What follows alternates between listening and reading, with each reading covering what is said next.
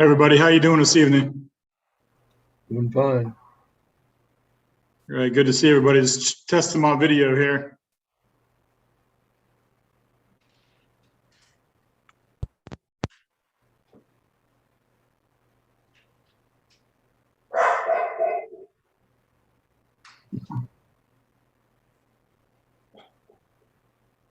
Yeah, for the folks who are getting on the call just now who aren't board members, if you could mute yourselves until it's your time to present. That way we, don't have any background noise.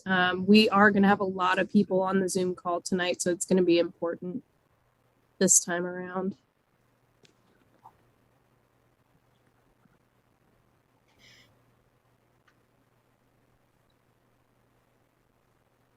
Muted. Can they hear you? Do they know your name? They know, they can see me. We can hear you too, Mr. Sheldon. Are you? Yeah. My muted. I guess I'm. No. Are we okay? Like mute myself. I don't think it's muted though. Yeah, you for everyone getting on, if you're not already muted, just mute yourself until it's your time to present, except for the board members, obviously. Aren't I? You were just a second ago. It's not a big deal if you can't, keep it. You are, yeah, you're muted now, so.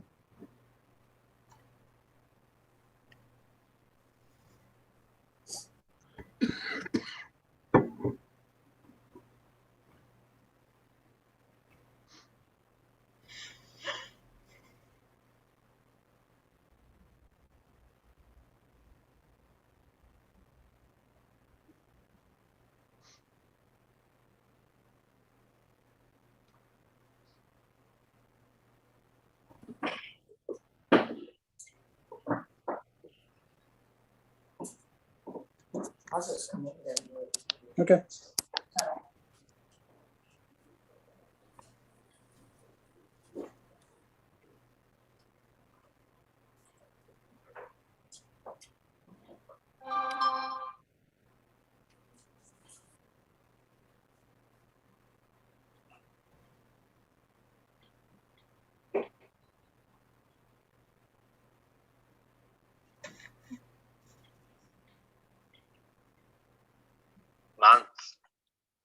All right.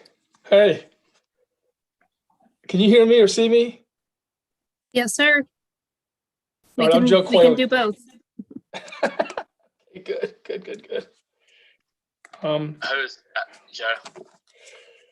Is that Becca? It is, sorry, I forgot that I don't have a video on this computer. Okay, I'm in, Zach.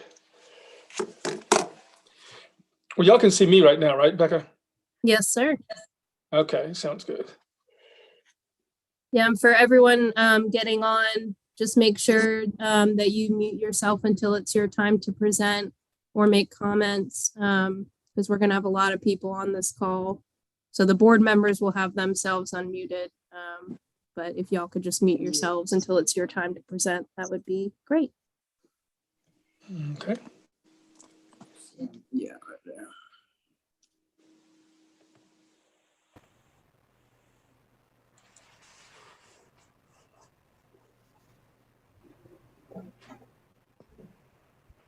There you go, right?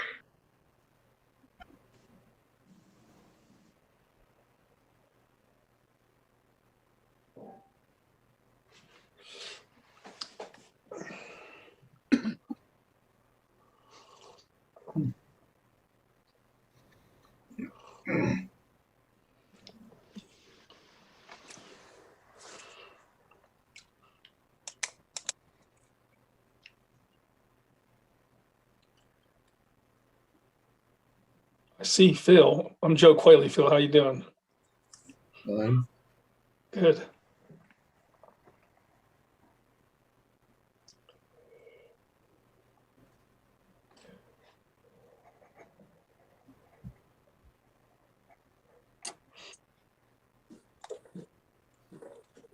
Hey, Beth.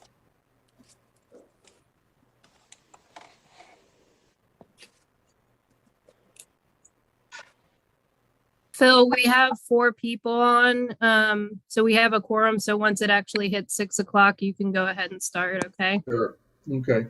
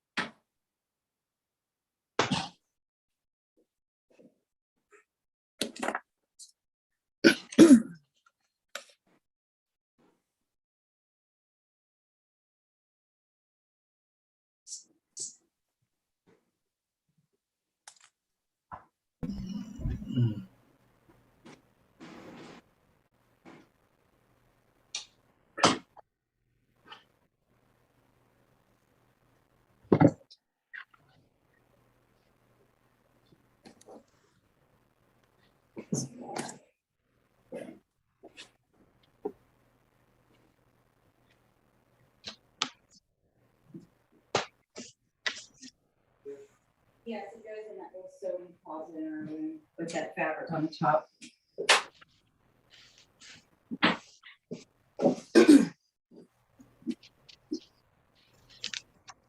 It can go in this whole closet and.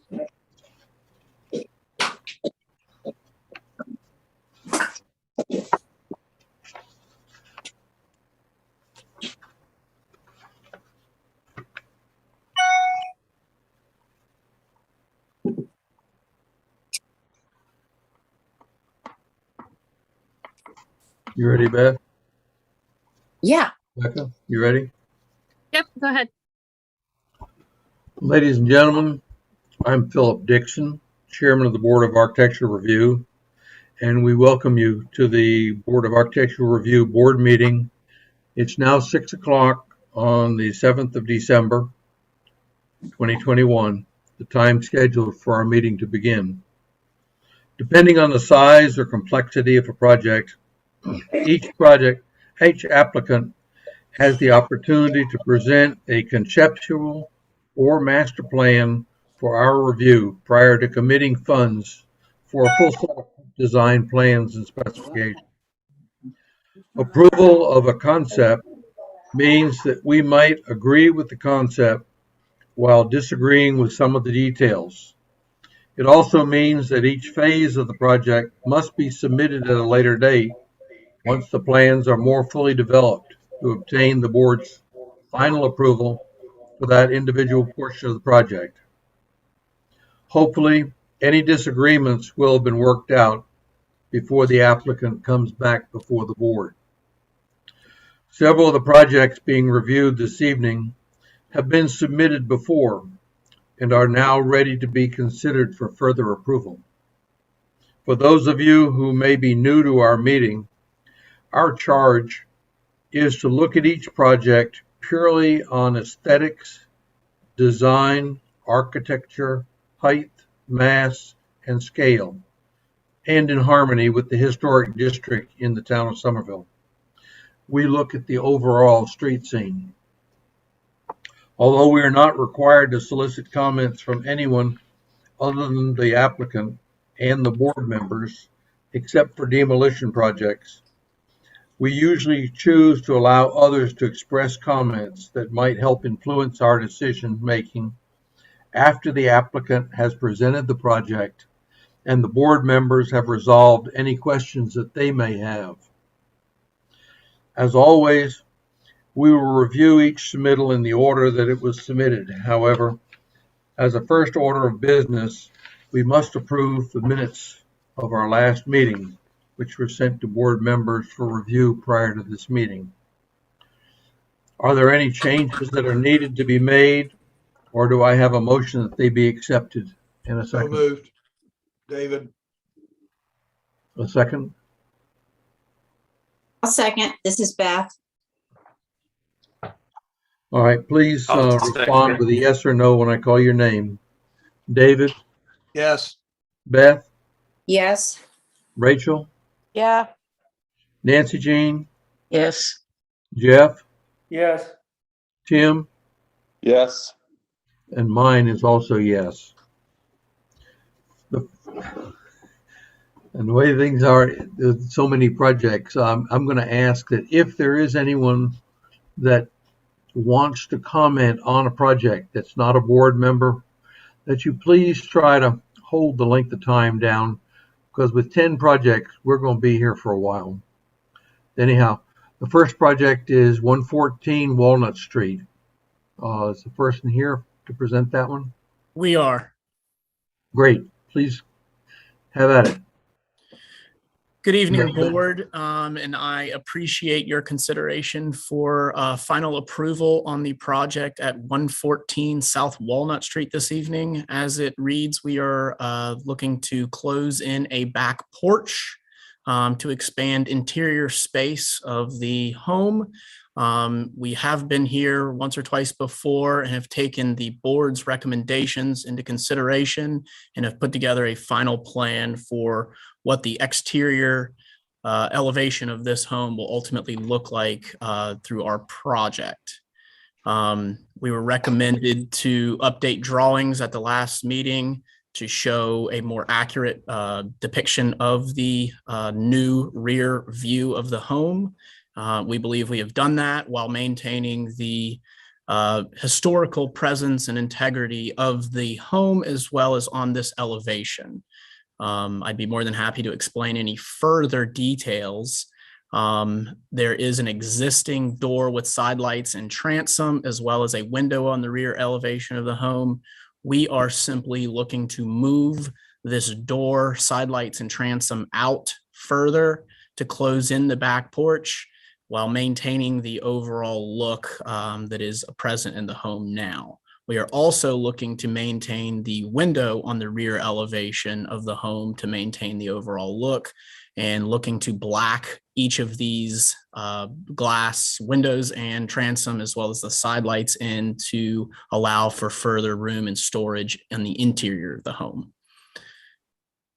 As you can see in our drawings, we have shown the porch being closed in, a further porch being added on to the rear of the home with the stairs, banisters all included. Everything has been put together to match what is either existing of the home or current style of another part of the home, like the banisters, for example, would match what is currently there and on the front porch as well. Can I answer any questions? Are you going to leave the mullions in place when you black out the windows? That is our plan. Yes, sir. We're going to try to maintain as much of the existing look as absolutely possible. The blacking out of the windows was recommended to us by the board at our last meeting. I'll be honest, it was not our original plan. After going back, I am one of the designers. After going back, speaking with the homeowner, speaking with the contractors who are both on this meeting tonight, we agreed that this would work with our plan for the interior to create a little bit more storage, again, while trying to maintain the overall elevation that is currently present on the home.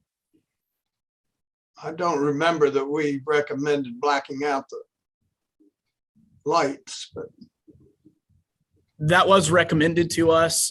We were in the October review. We were not in the November review. We took that time to make sure everything was correct as much as it could be.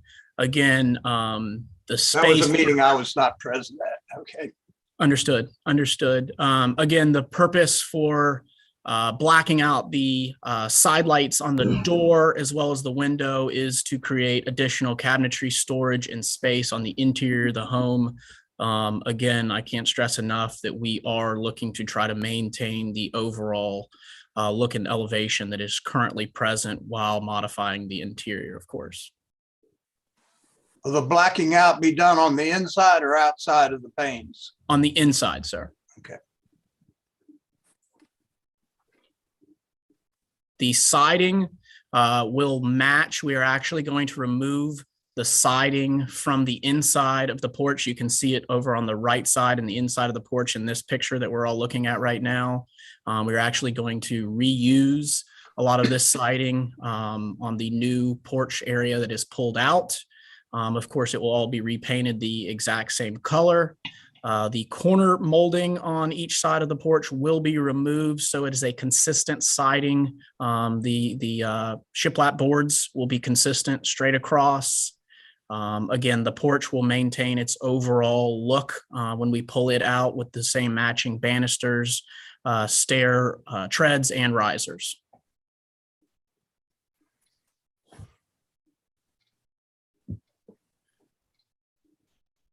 We understand the historic significance with a grade 2 of the home. And again, we take all this into account very seriously and want to maintain the overall look. Is that rear view visible from the street? Neither. So this home is, as you can see, it's located on a corner of West Richardson and Walnut. The area that we are modifying is not at all visible from either street, Walnut or West Richardson. This is a point that we brought up at our last review. Of course, it was taken into account. We appreciate that. It is, in fact, I'll go even as far to say is it's not visible unless you physically walk into the homeowner's backyard to look at this structure. Thank you. Thank you.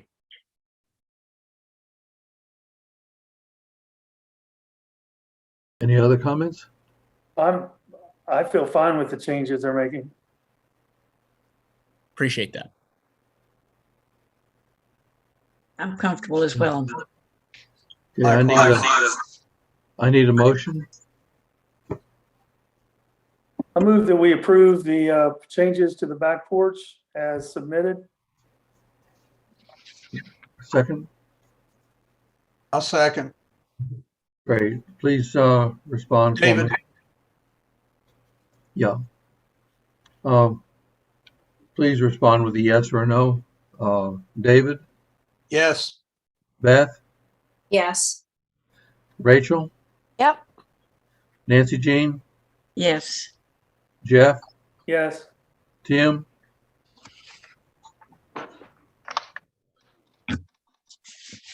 Tim, you here with us?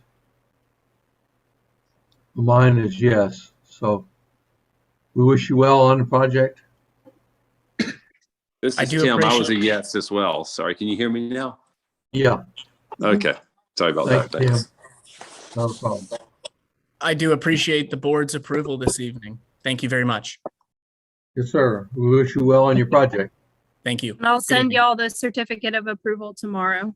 Perfect. Thank you, Becca. You're welcome. Bye-bye.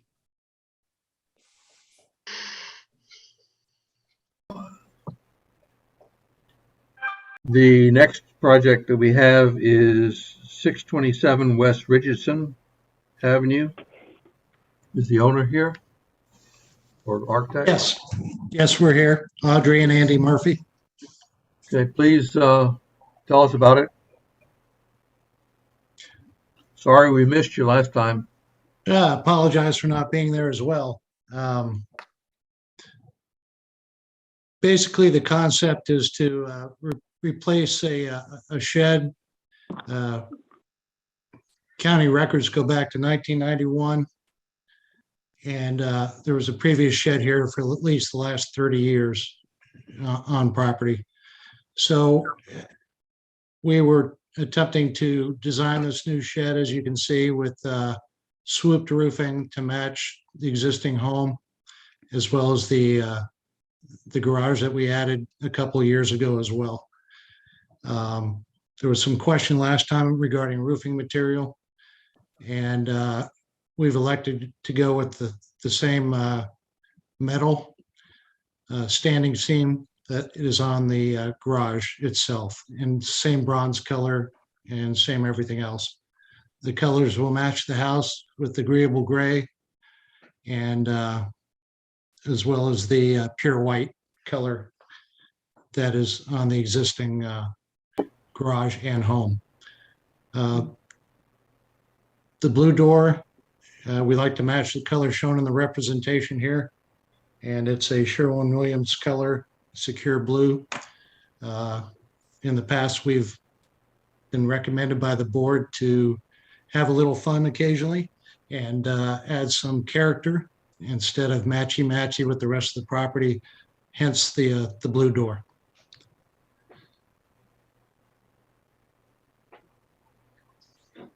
And is the window treatment going to be the same as in these pictures? The windows in the front will be as is, not with the dark border. And the side windows, no, and no rear windows as well. No side windows. Is that what you said? Yes, sir. Okay, just on the front. Okay. Yes.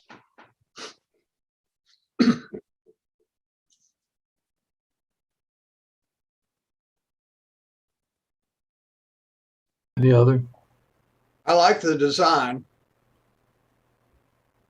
I do too. I like the shape of the roof and everything.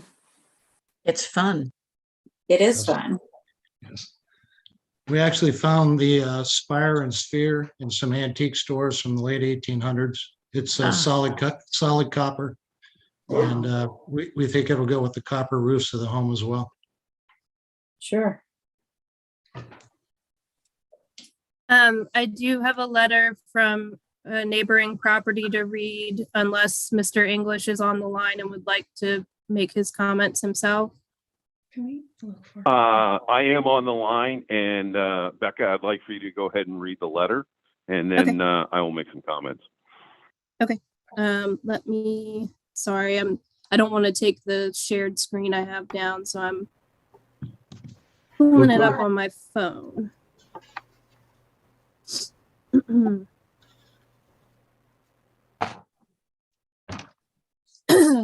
Okay, so this is to Town of Somerville Board of Architectural Review. I renew the objection from the letter dated November 1st, 2021 with corrected copy dated November 12th, 2021, and I hereby incorporate by reference. The purpose of Somerville's historic preservation ordinance is, quote, to ensure that new buildings and developments will be harmonious. Oh, sorry, y'all. I'm gonna have to, my phone just died. I'm so sorry, Mr. English. Give me just a moment. Okay. Do you want me to read it? Do you want me to read it, Becca? Yeah, if you could read it, Phil, I'd appreciate it. All right. This is November 22nd letter. I renew the objection from the letter dated November 1, 2021 with corrected copy dated November 12th, 2021, and I hereby incorporate by reference. The purpose of Somerville's historic preservation ordinance is, quote, to ensure that new buildings and developments will be harmonious with the existing structures and sites, end quotes, with a listing of the paragraph. Additionally, quote, these guidelines are intended to ensure that the changes to individual properties do not negatively impact surrounding properties, end quote. Somerville Historic Design District Design Guidelines, Section 1.1.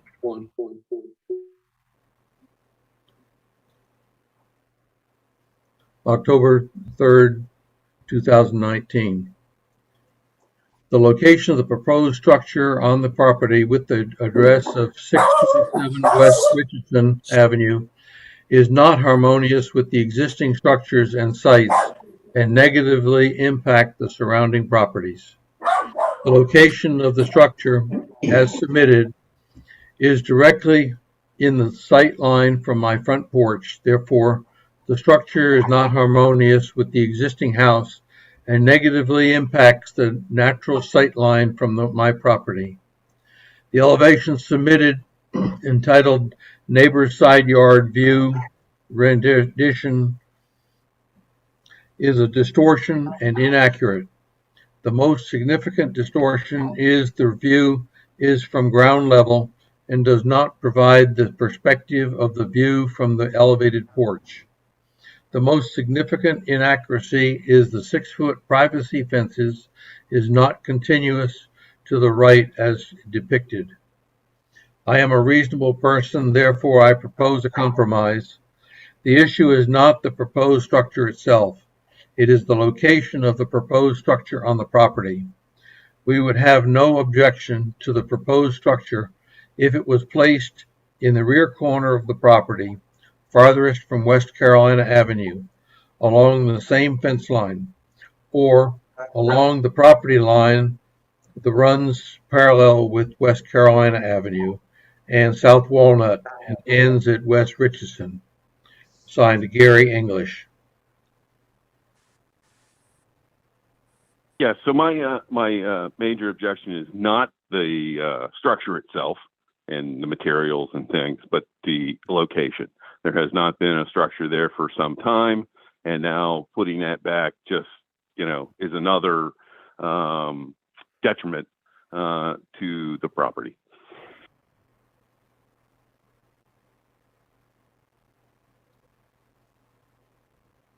Becca, can you advise us on the setback requirements that this building has to follow?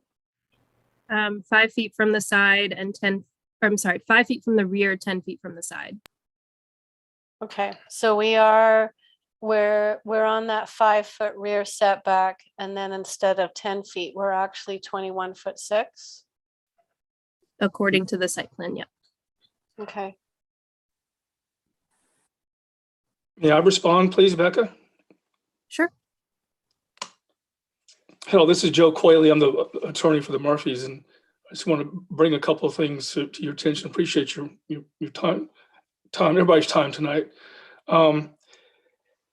The project, in follow up to the last question, is fully code compliant.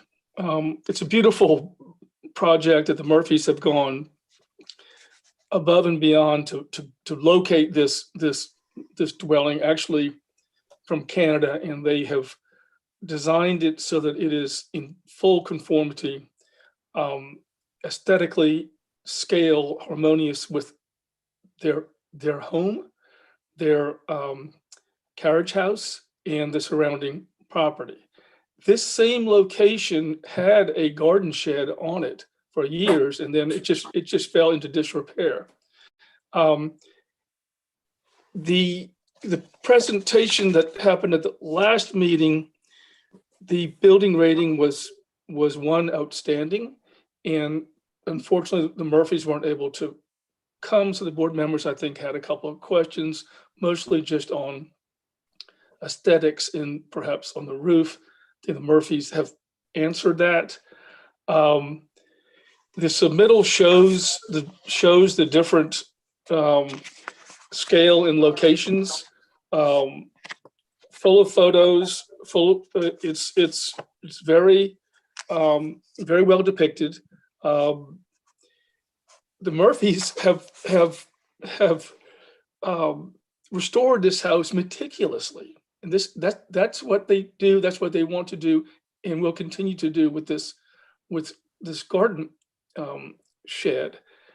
They built a pool. They've got the carriage house.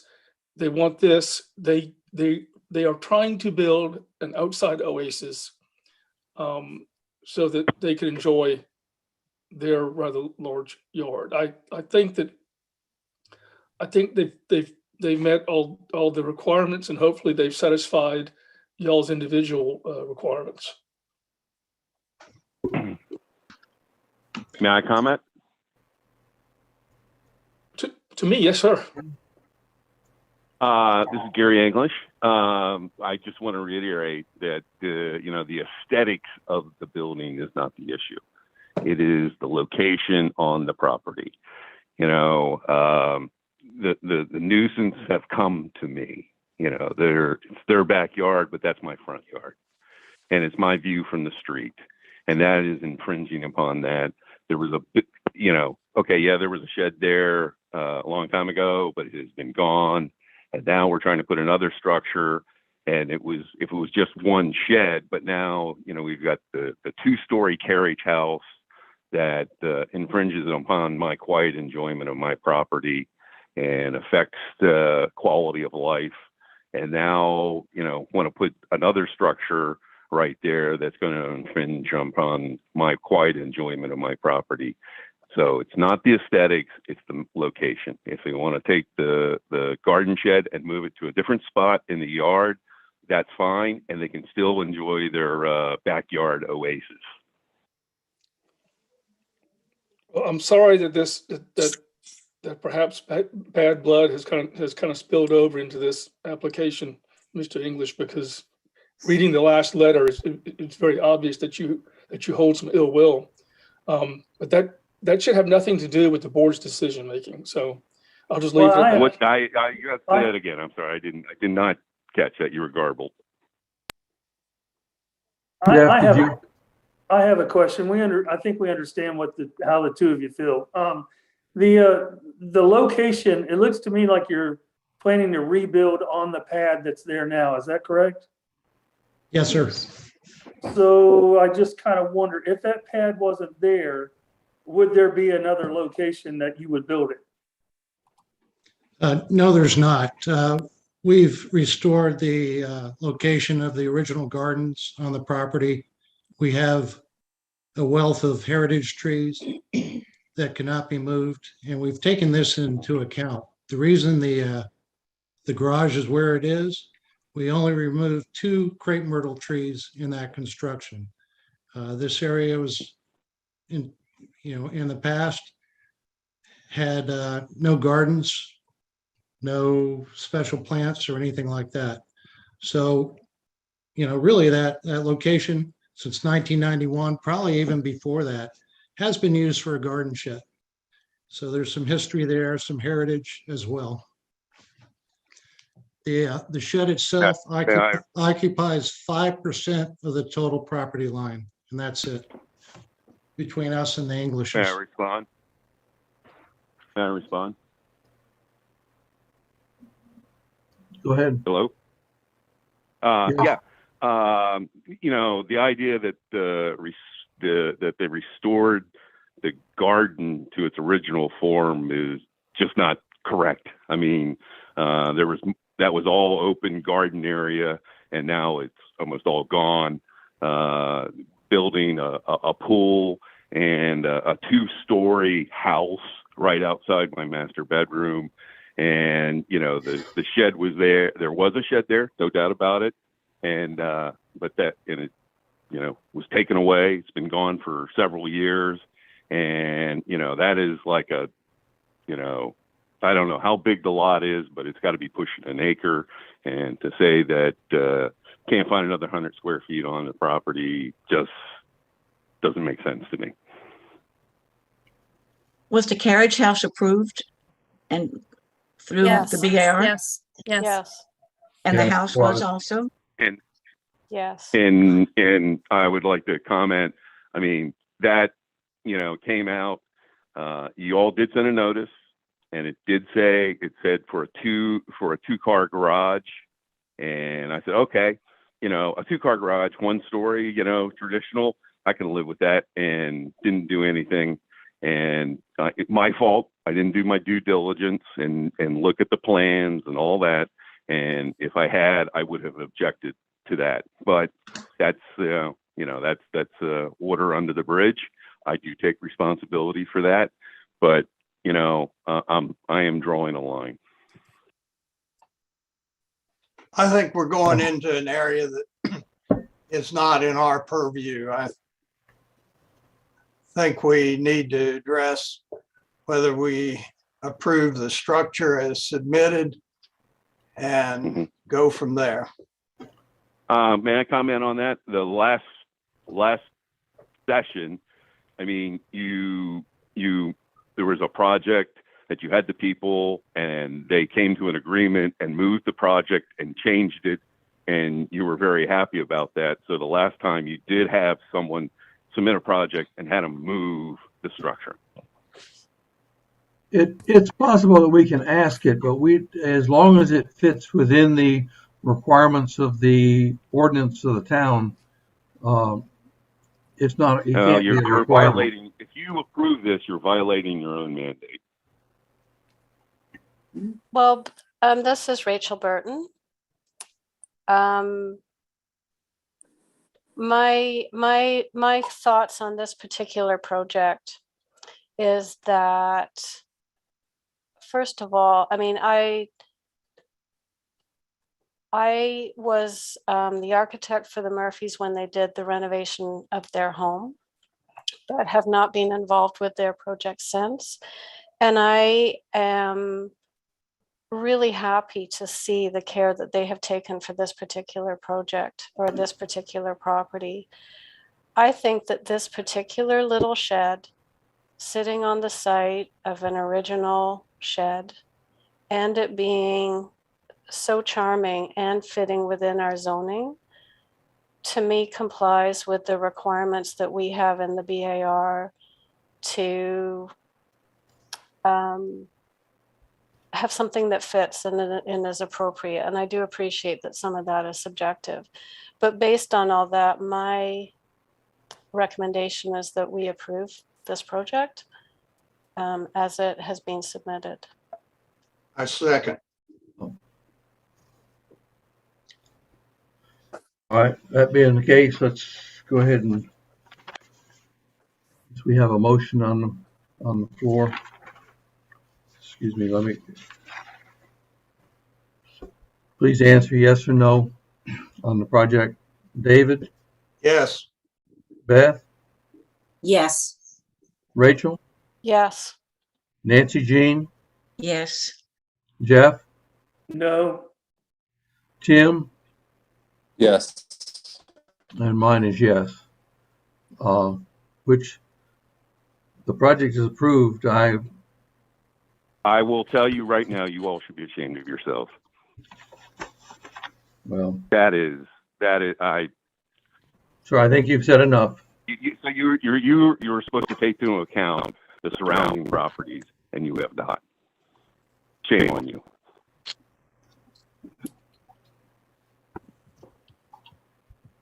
Mr. Murphy, I'll be sending you your certificate tomorrow. And you can let me know if you have any questions. But we'll go ahead and move on. Thank you, very Becca. much. Thank you, guys. Our next project is 212 South Gilm Street.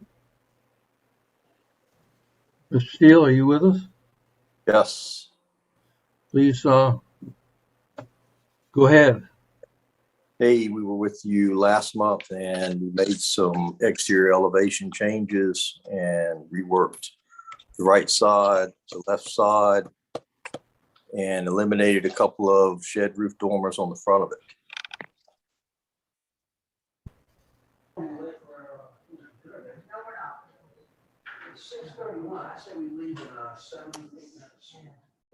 Becca, are you the one changing the screen? I am. Yeah, if y'all want me to hop to a specific page, just let me know. Well, I'd like you to go a little bit slower and just advise what you're saying, like because we couldn't get on Dropbox, I haven't been able to review these until now. Sure. I don't know, Mr. Murphy, if you want to go over that narrative that you gave me about specifically what's been changed for each elevation. Steele. Sorry, Steele. Too many names tonight. Bless your heart. David, why don't you tell them a little bit about it? Yeah, I think last time we were there, we were talking about changing the right and left side gables to make them more similar to what's existing. Mm-hmm. Are there images which is existing? Oh, the bottom is existing and the top is proposed? Correct. Okay. And on the first sheet we just saw, was that the same? Correct. So this is the front. Oh, I see. The bottom is the existing, so it flipped in this one. Okay, that's why I was confused. Okay, can you think- please, sorry, Becca, could you go back to the existing and we'll just go through again? I couldn't figure out what I was looking at. Rachel, I think the bottom is always the existing. Is it? Mhm. Okay, all right. I was muddled. Thank you.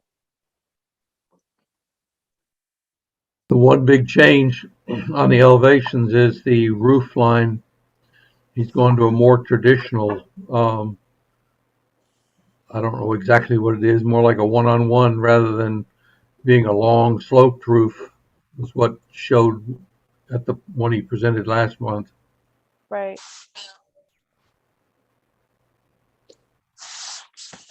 David, this is Tim.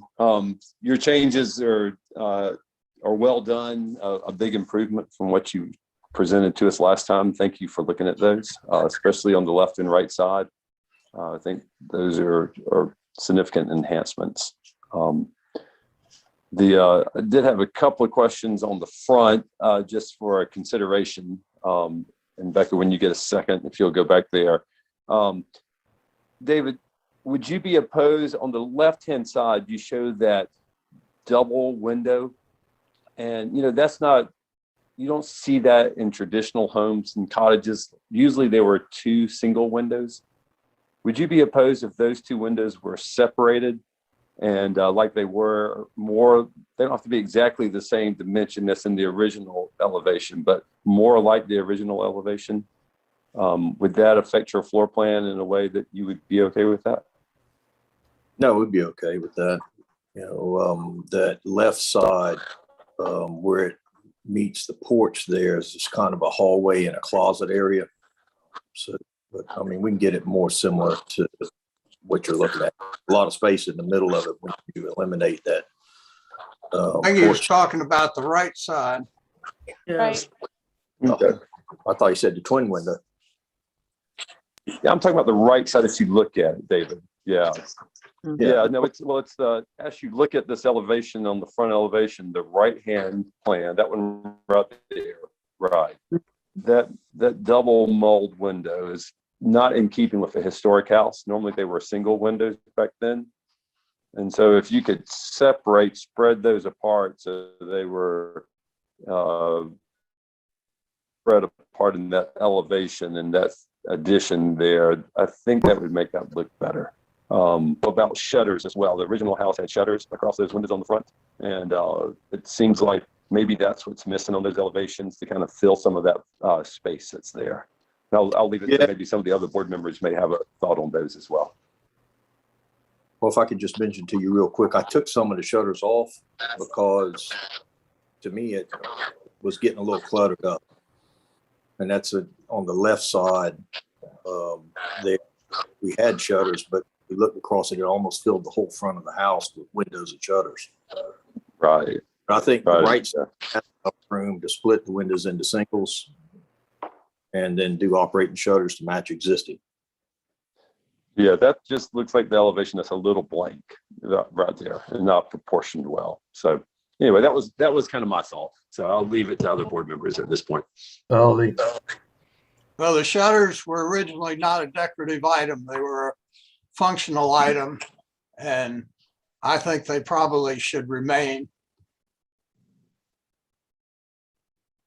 Yeah, that I was going to say, have one hurricane come where you want to be able to pull those shutters to keep from having to replace all the glass in that window. You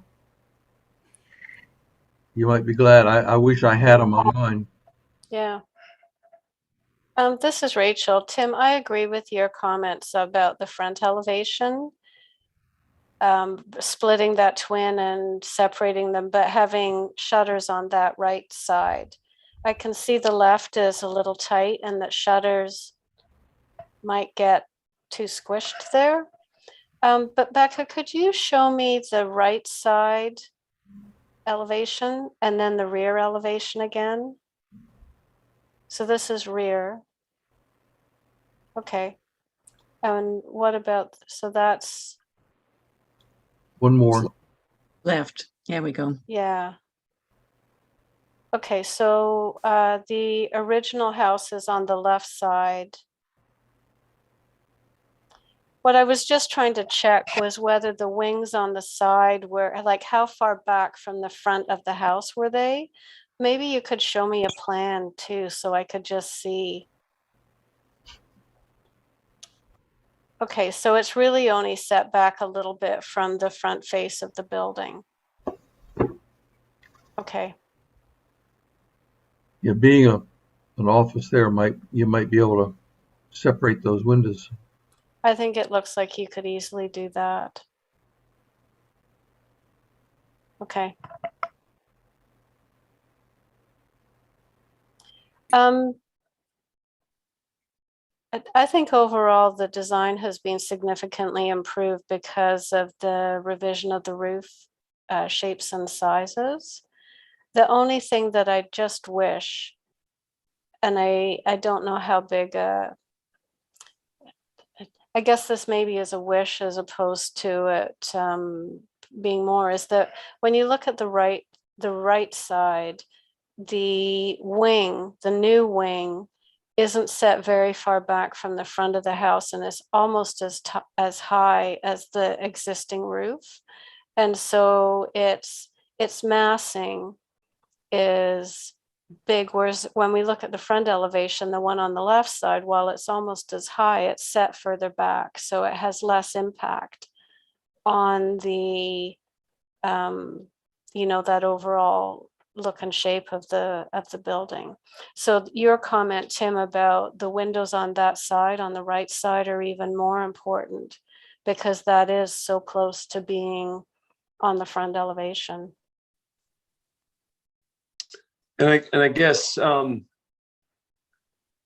thing, when you look at that side elevation, you notice that he has a 10-on-10 on both of those elevations, or 10-12 slope on both of those, the wings included.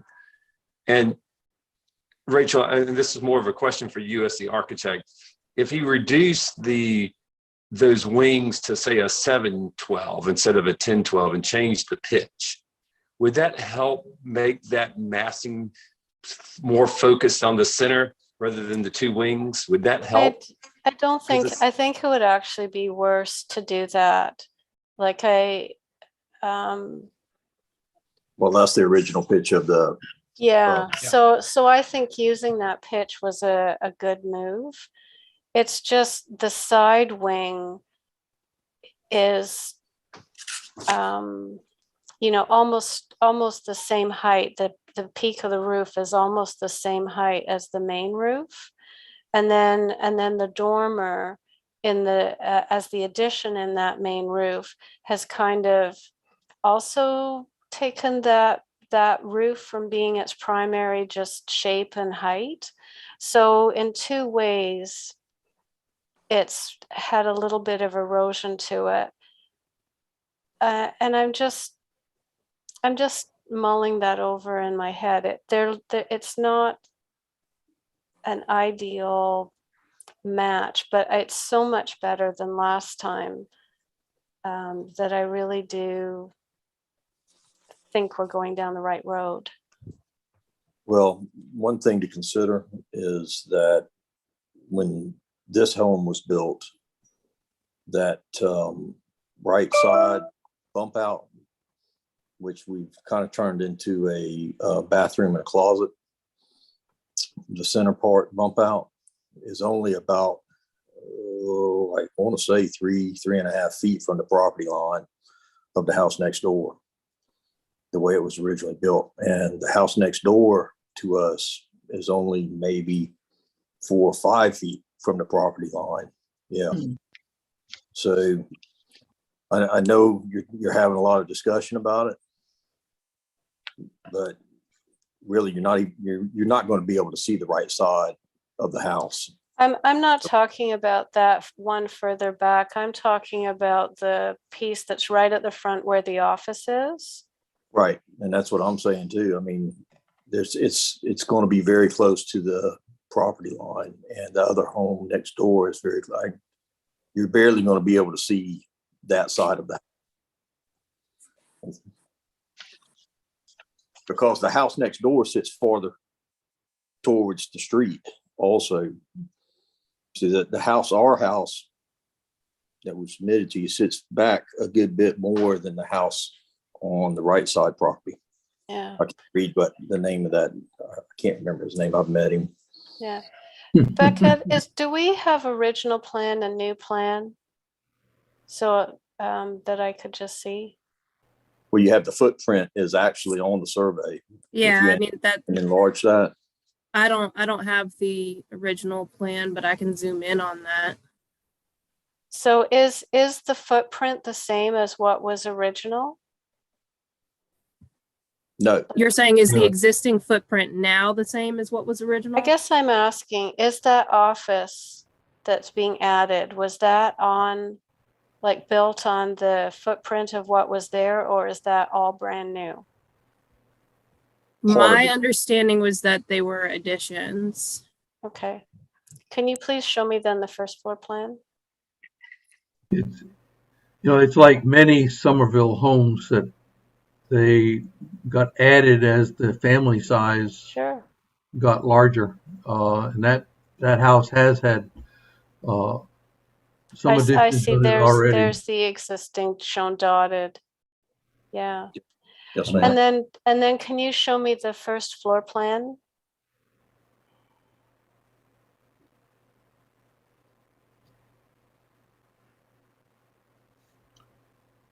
The one before it gives the original, I believe. Yeah. And what is this? Can you zoom in a little bit? Like, how big is that room? It's 13 by 12.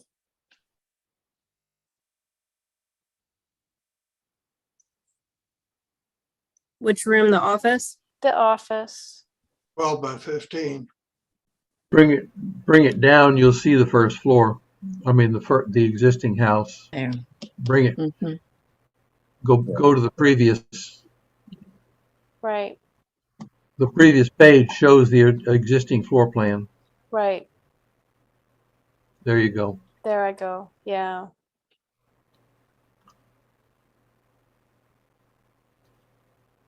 And I'm not sure. I think that the bathroom may have gotten added. Is there a second floor that's being used above the office? No.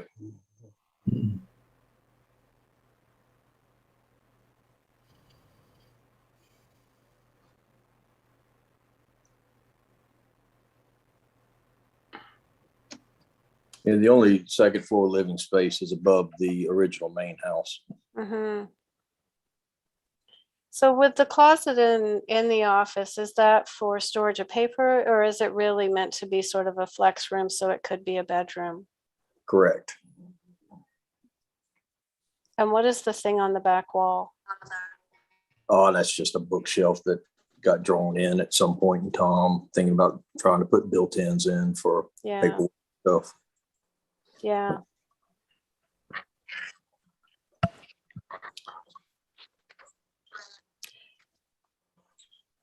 I just wish that it was set back a little bit further from the front wall, just so it wasn't as high against that original home. Anyway, does Amy, anyone? could you take that whole- I beg your pardon? Sorry. My dog, sorry. Could you take that whole wing and slide it back a couple of feet, David?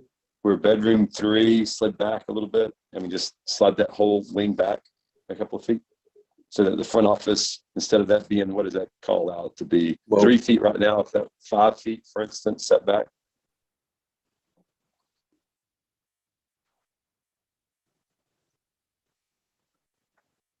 Well, I was trying to use what was there on that bump. Sorry, but there's nothing on that side, correct? Yeah, bedroom 2 is already there, right? Correct. Bedroom 2 Oh, is bedroom 2's there. Oh, I'm sorry. yeah. So I you're, thought that was demolished Yeah. and you were rebuilding that whole side. I'm sorry. No, go so, back to that. so now flip to our other plan. Oh, so that Something you're adding on to that center element that's already there. It's right, I right. gotcha. Basically bringing it forward and then going backward with another bedroom to make it a I gotcha. 3 to 4 bedroom first floor level. I gotcha. Okay, thanks. Does anyone else have any other comments about this home or design? This is Beth. I have a comment on the outside look of the home. I feel like the crisscross, I mean, that's such a Somerville cottage look. I feel like you're losing it with when you go to the spindles. You're losing that look of the house. And I don't know what the foundation is, but I think it's brick now. If I'm Well, not it's a hodgepodge because they had brick piers. Yeah. And then infilled in between the brick with a brick skirt. That's why I was wanting to take that and do a tabby stucco on the exterior, and that would pull the thing together. Because right now, when you look at it, you've got two different. You probably got a 160-year-old brick, maybe, and then you probably got maybe a 30-year-old brick or 50-year-old brick on it, so it doesn't match the same. It, doesn't look the same at all. The border, the grout, the border lines don't match up. It's just infill. Yeah, I was just trying to think of something more in keeping of that time. Oh, just on that particular issue,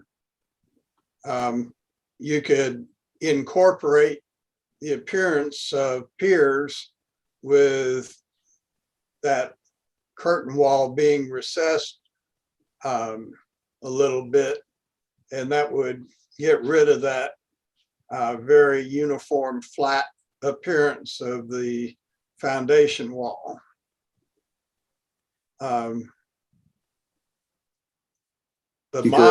Done where you recess it back in there, and then we're even doing some exterior work now where we've recessed it, and the builder has us putting in a treated 5/4 by 6 board to make it look like it's a crawl space vent in between, from pier to pier, and everything else is tabby stucco. What vent are you putting in? It's not. It's a faux vent. They're recessing a panel in that area in between the piers. You've got like a recessed concrete masonry panel, and then they're putting 5/4, like 4 or 5/4 by 6 in with a black painted, background on it, and everything else tabby stucco. And how big is this vent? It's not a vent. It's just faux. Oh, sorry. How big is this faux decorative item? Well, like in the front porch, you would look at them and they can be anywhere from 6 to 8 feet wide and, 2 to 30 inch, 24 to 30 inches tall. Oh. But it can be pier to pier. It just depends. I mean, I thought the tabby stucco looked pretty good by the time we landscape it and get the bus, the beddings and the landscape redone. Well, I like tabby stucco as opposed to just stucco, but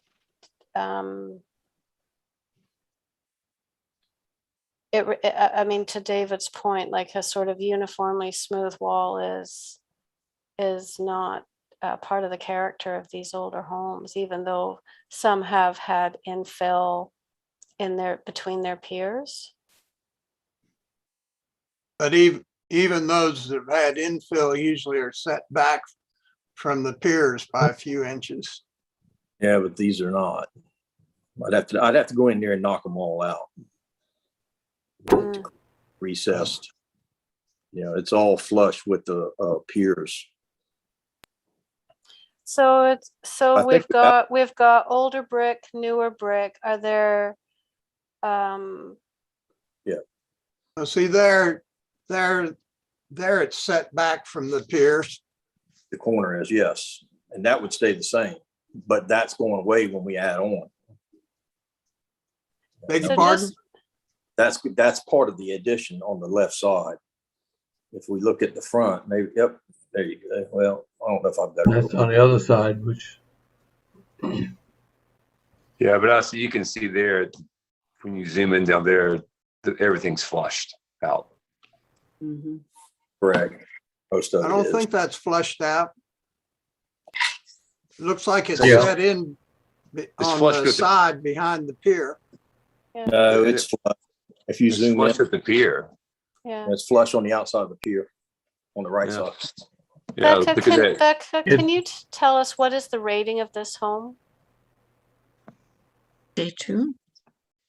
It is a 2, yes. Well, one comment or I'm putting out there is that, I mean, typically when we're working with homes that have some historic value, the changes, like what you try to do is leave what's there so that if anybody in the future wants to go back, they can go back. And stuccoing over is a more difficult thing to remove. But I'm also just wondering, is the stucco has some depth. So if we have brick like this, and then there's only like just the siding comes down, how are you going to add some stucco with tabby to that and not have it be now sticking in front of the face of the siding? Yeah, good question. I mean, I would almost imagine that. Well, you got to consider too that that's a thick butt siding. You know, it's probably at the overlap, it's probably close to 3/4 to an inch. Because that's why you've got those big thick corner boards.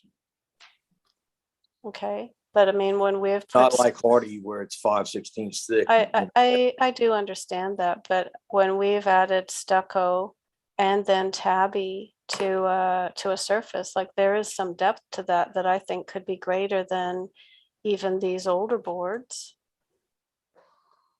Well, when we did I'm wondering if you would consider, you know, whitewashing or painting the brick instead, and so the brick is still there, but it maybe the uniformity comes in a coloring to it as opposed to a surface, like a new surface on top. I don't think you can because you've got the joints at every pier. You've got a joint. You know, if you know, unfortunately, I don't have a picture of the front of it.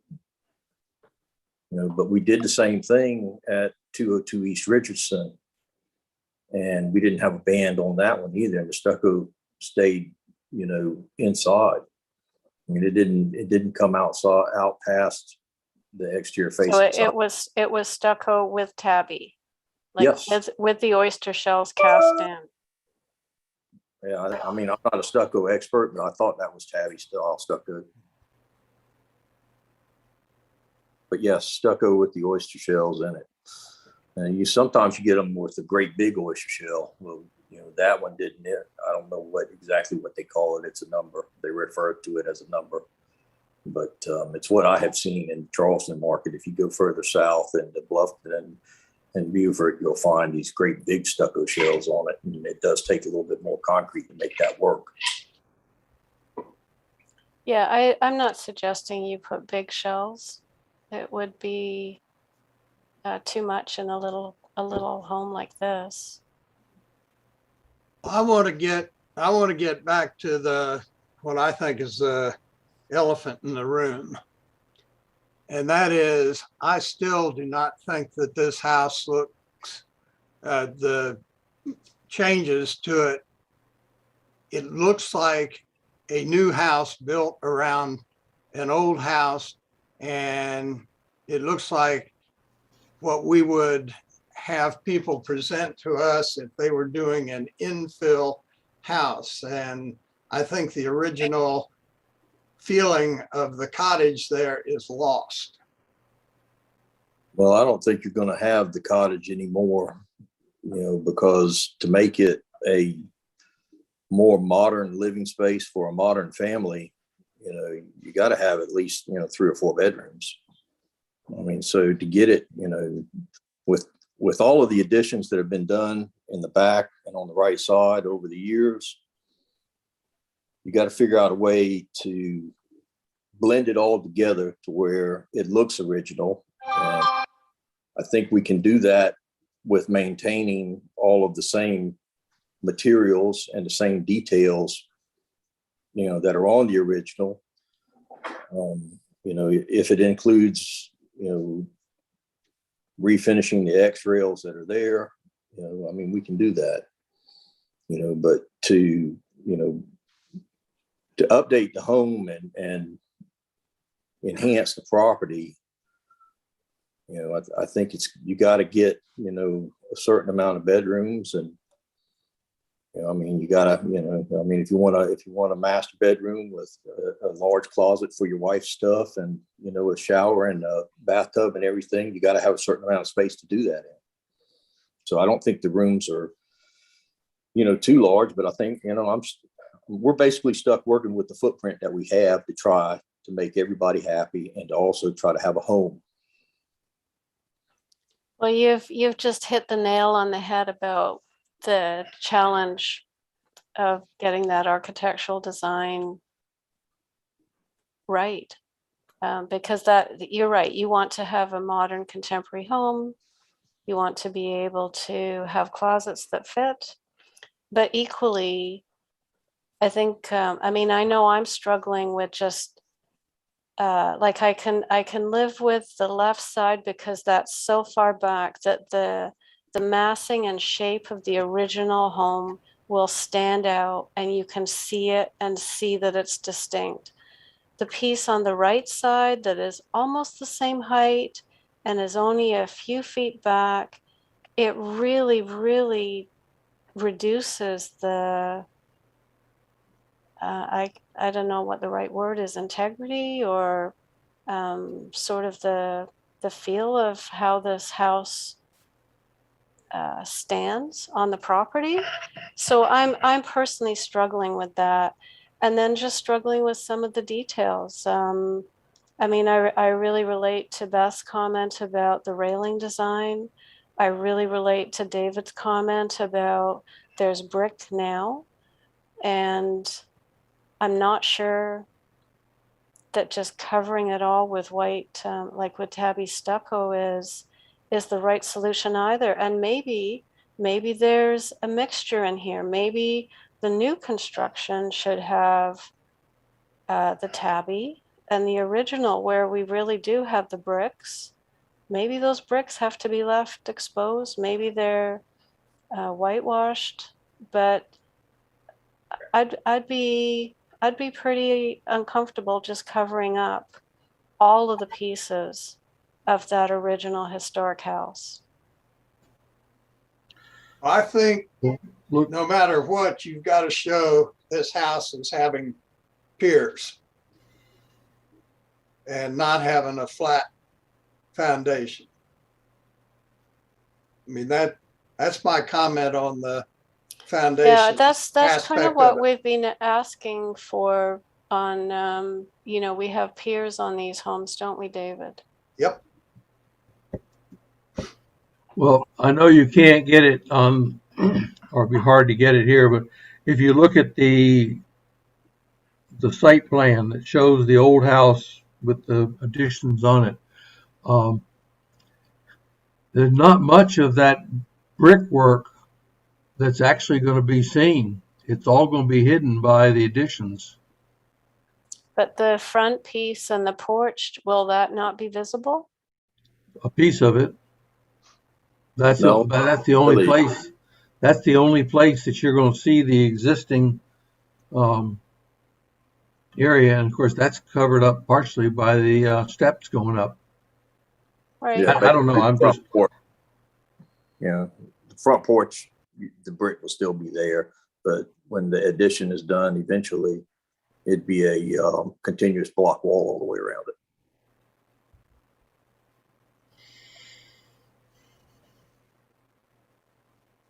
So that's a good point. It's not going. The only part of the house that you're really going to see the brick skirt wall on is basically the front porch. But you still need to show piers. I don't care what they're made out of. If you make a Like on the solid new part, block foundation, you can still have the appearance of piers. Right. But I'm saying that can all come in as part of the new construction. So, I mean, you don't have to worry about trying to fit it into the existing construction because except for the front porch, there's not going to be any shown. So they should be able to build in the piers and step it back like you were talking about. Right. Yes. And I think if you keep those cross elements on the front porch, it would be nice to continue those around on the bottom half of your screen porch. I would, Beth, Well, yes. one of the issues with those X's is they're non-code compliant. So you have to put cabling behind them. Cabling or mesh. 2x4. But I think that's a design element that deserves to be maintained. On the front porch. Yeah. As opposed to spindles. Yes. Yeah, actually, we didn't do that. The plan designer put the pickets in there. So I kind of looked at it and thought that might get kicked, but it did get kicked on the last meeting. So I didn't know. Would you consider removing the home office so that that wall sits back like the master suite wall does?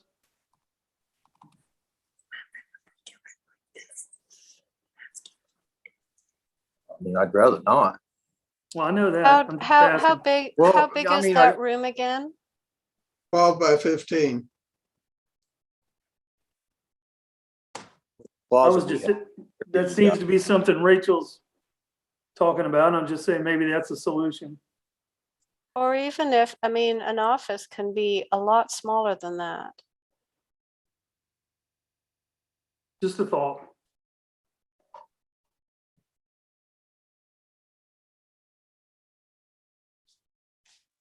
So where are we at this point?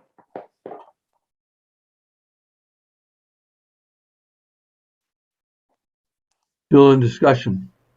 Still in discussion. David? And a question to the owner. If you took a little bit of space out of bedroom 2 and some space out of the office, you could have more setback on the front and 2 rooms that are still completely usable. Although you have a 3-foot setback now. How much of a setback would you consider appropriate? Can you go to the side elevation again? Rachel, are you referring to the side setback or the front setback? I'm talking about from the face of the porch back. There's currently 3 feet from the front, or from the face of the front wall to the face of the front of the office. It's very close. So if we look at this side elevation. Well, how does that affect his roof line also? And just the upstairs to see. I thought I would drop the roof slightly. If you went back even 2 feet, it would make a huge difference. Right. But again, I'm telling you, you can't see this part of the house from the road. You can't see this part of the house unless you walk up on the property and get basically on the other person's side and look at it. It's that close. I'm not looking at the side elevation. I'm looking at the view from the street. And what I'm struggling with is that the height of that roof almost is the same height as the existing roof. And it feels really big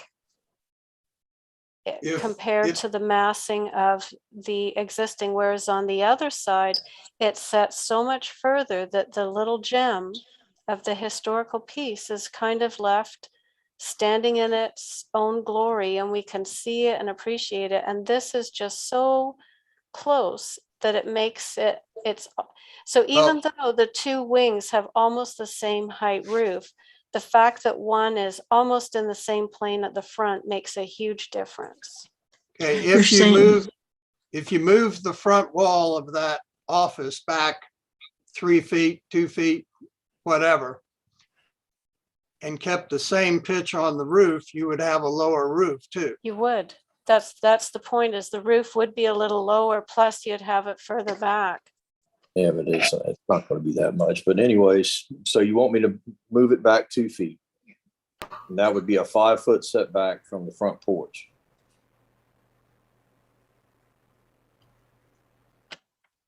I would think that would be adequate. I just looked at the setback of our library from our front porch, and it's about 5 feet. And it looks well set back from the front of the house. Right.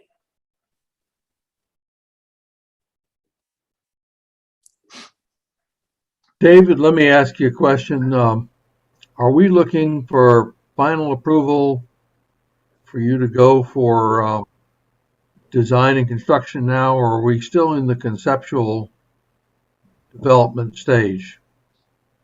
As much discussion as we've had, I think we're still in the conceptual development stage. Well, because that being the case, I mean, I'm assuming you want me to make these changes and submit it back to you again, or it's been a long time since we've been this. You broke up. I'm sorry. I said, I'm assuming you want me to make these changes and resend it back for another session.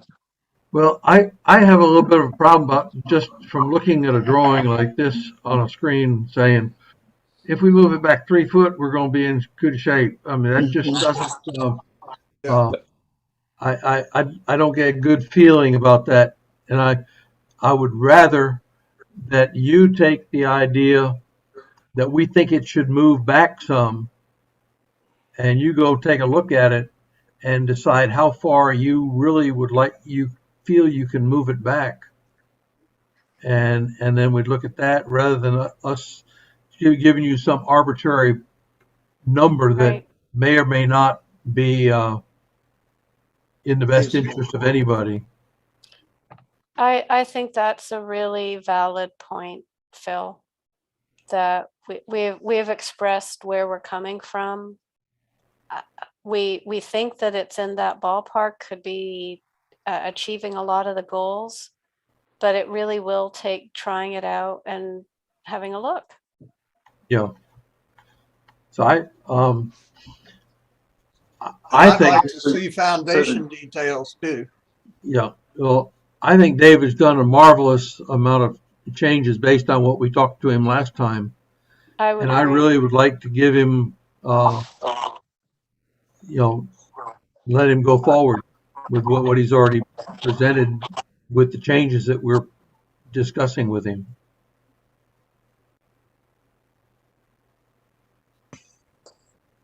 Thoughts? On a project of this size, I'd rather see additional drawings.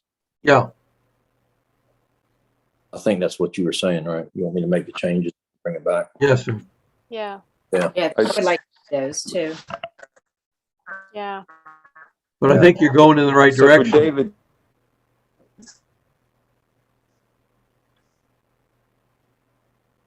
benefit, let's just read what we'd like for him to see. So on the right-hand side of the front elevation, as we look at the front elevation, we want to see an additional recess on the steady side from the front, from the existing house.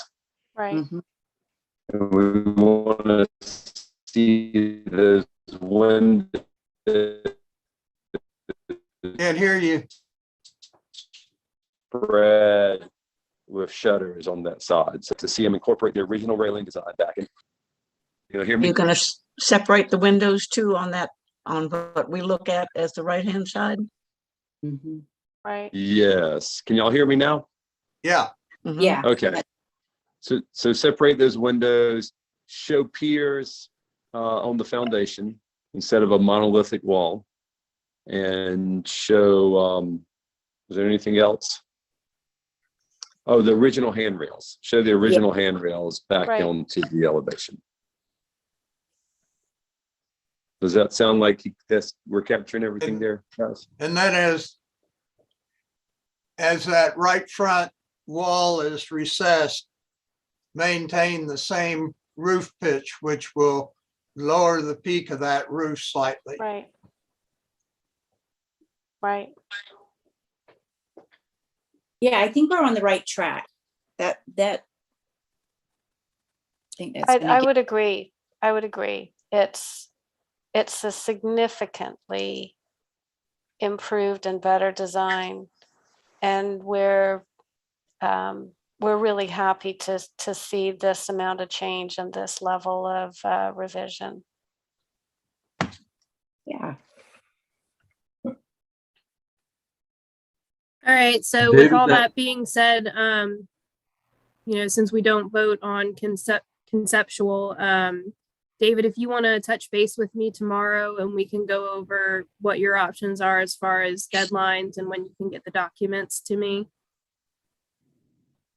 And we'll talk with you tomorrow or sometime this week, and we'll see what we can do to make everybody happy. All right, sounds Thank good. you, David. Thank All right, you. for your help. Bye. Okay, so there are no motions on that one, right? Right. Right. Okay. The next one is this the right one, Becca? Yep, this is just a renewal 145. of a certificate of appropriateness for a fully approved new single family. So Okay. And Y'all- Becca, I'm going to turn off my mic and stop my video because I have to recuse myself. yes, ma'am. If there's anything, I'll let Mr. Sheldon speak if he needs to answer any questions. But this is just a straight up renewal. I believe there were one or two items perhaps that may have changed, minor details that I'll let Mr. Sheldon talk about. But if anyone needs to see anything specific, please just let me know. Well, we'd like to know who changes. Am I off mute? Mr. Sheldon, let's go ahead. Yes, sir. I'm off mute now. Yes, Yep. sir. You're Yeah, now it's been- vertical also. Oh, yeah. Is that okay? Yeah. Basically, we finally have gotten through the last 2 years of excitement and are now really hoping to finally get this going. But as we look at the materials and the consequences of time, we've realized that the bottom line may be more than we're interested in trying to spend. So in discussing it with our builder, he said that if you went to a more of a lapboard siding above the foundation rather than brick, that could be a significant saving.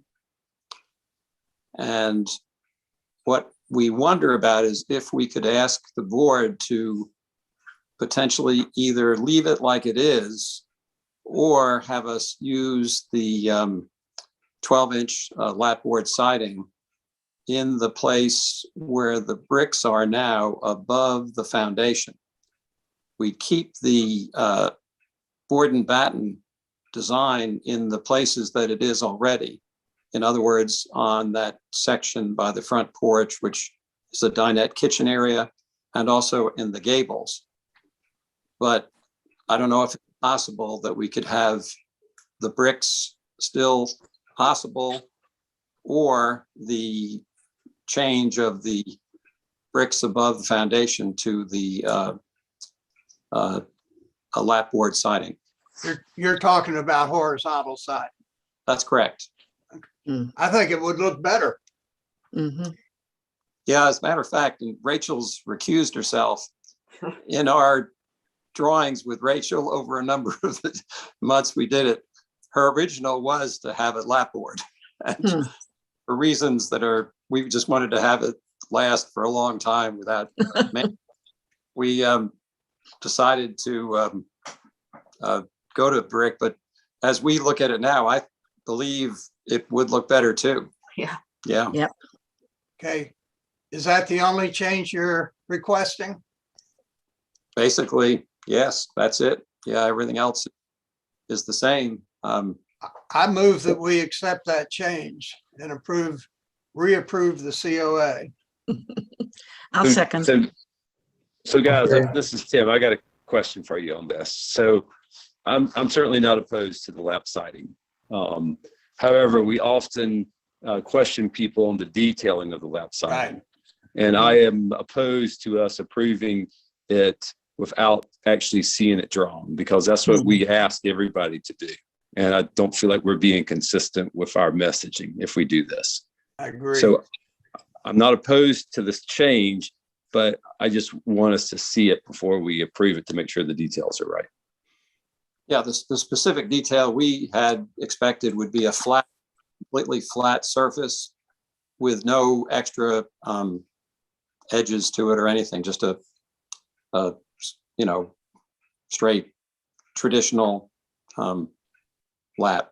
But that's we realized this after the time limit for the proposal to the board took place a few weeks ago. So we now realize we're sort of intruding upon the usual procedure.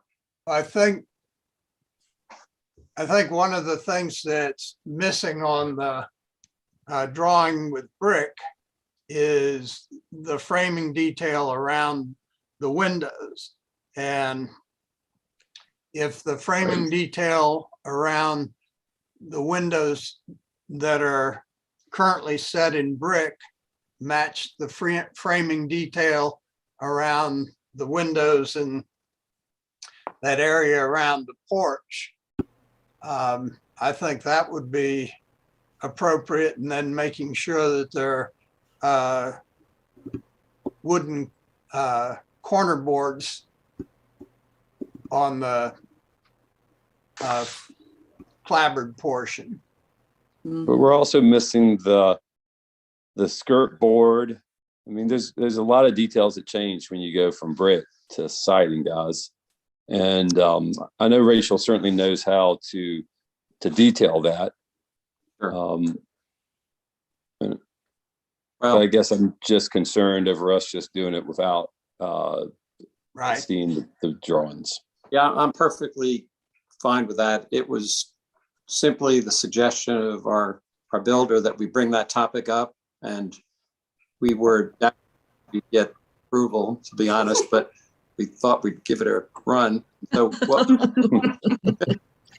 But it's got piers. It's got piers. Yeah. Well, William, I think you got the fact that we agree with you, but I think we really should ask you to come back with a detail. We'll do it. So if you'll do that, then we'll just wait until then to do an approval. Yeah, is there any else specifically that you would feel might be beneficial? We talked about rather than having a completely solid brick foundation, maybe having some boards between the piers. Would that be more appealing, or does it matter? Or we'll just maybe talk with Rachel. Yeah. I think that's the thing to do. Okay. We can guide you on that. Great. Thank you. Thank you.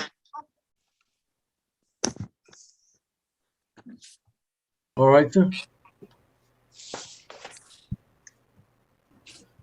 The next one is 114 West 5th South Street. Robert, are you with us? Robert Pratt? Candace Oh, was Candy. on early. He was here before. Yeah, Candace was here. Candy was there. Well, actually, it said Candace, but when it came up with the picture, it was Robert. I don't see her on right now, so we can skip over this and come back to it. This is Robert Pratt. I'm here. Oh, never mind. There you are. Yeah, I'm sorry. We're in a restaurant. My brother-in-law's in town, and this is the only night we can go out. So I've just walked outside. So what can I help you with? All I right. can, if it makes it a little bit easier for you, Robert, I can go through the pictures and then the Sure. board members can ask questions.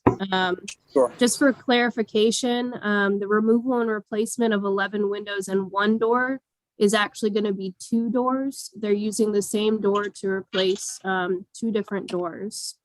The only comment I had on my evaluation portion was that I couldn't verify the age of the doors or the windows. And while they're in disrepair, some of them do have defining features, meaning they're not your typical window, which is the only reason I couldn't approve them at a staff level, because it did technically change the character of the home or dwelling. So And Becca, I just also want to say I have just been engaged by Candace Pratt to do some work on this property, so I have to recuse myself. Okay, So bye. Thank you. Was this- So I'll just click through the pictures here. Well, you'd be better to be here than me. We understand this better. Biggest thing, these are the 2 doors. You're not muted. You're on live. Okay. Yeah.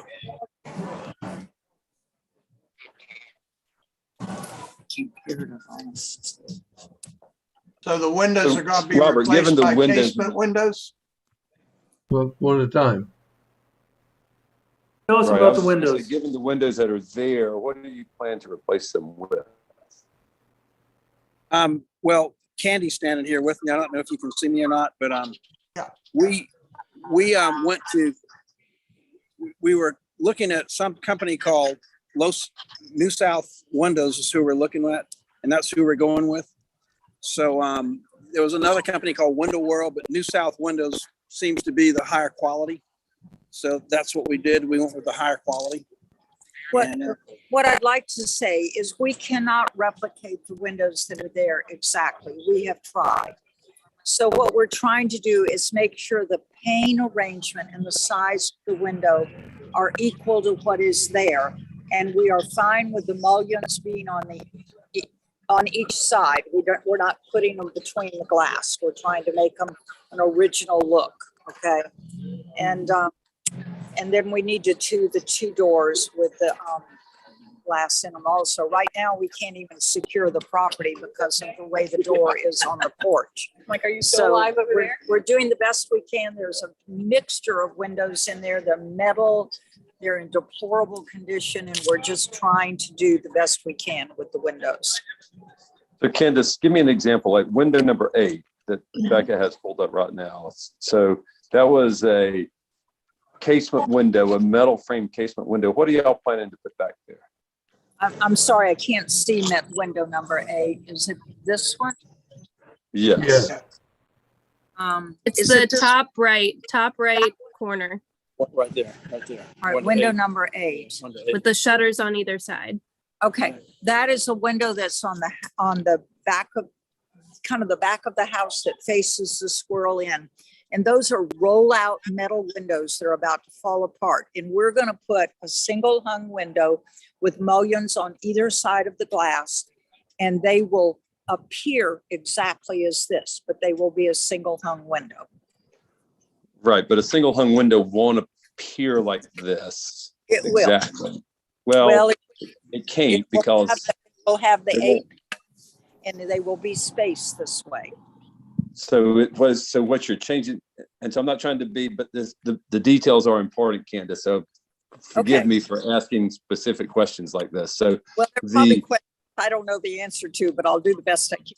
Okay. okay, well, it's important for us to understand what you want to do. So these are casement windows which open out, and so they divide in the middle and they open out, right? And then those casement windows are divided into 4 panes with buttons. What you're proposing to put back is a single hung window horizontal bar, and then you wanted to do 4/4 lights to mimic this a similar Correct. pattern. That is what we'd Is that like correct? to do. Yes. And they don't Okay. open, they open in. They're very strange windows. So Right. and don't operate. But- The ones we have do not Sure. operate. I understand why you need to replace them. I'm not trying to debate that. Just trying to understand what you want to put back in. What is the date of this house?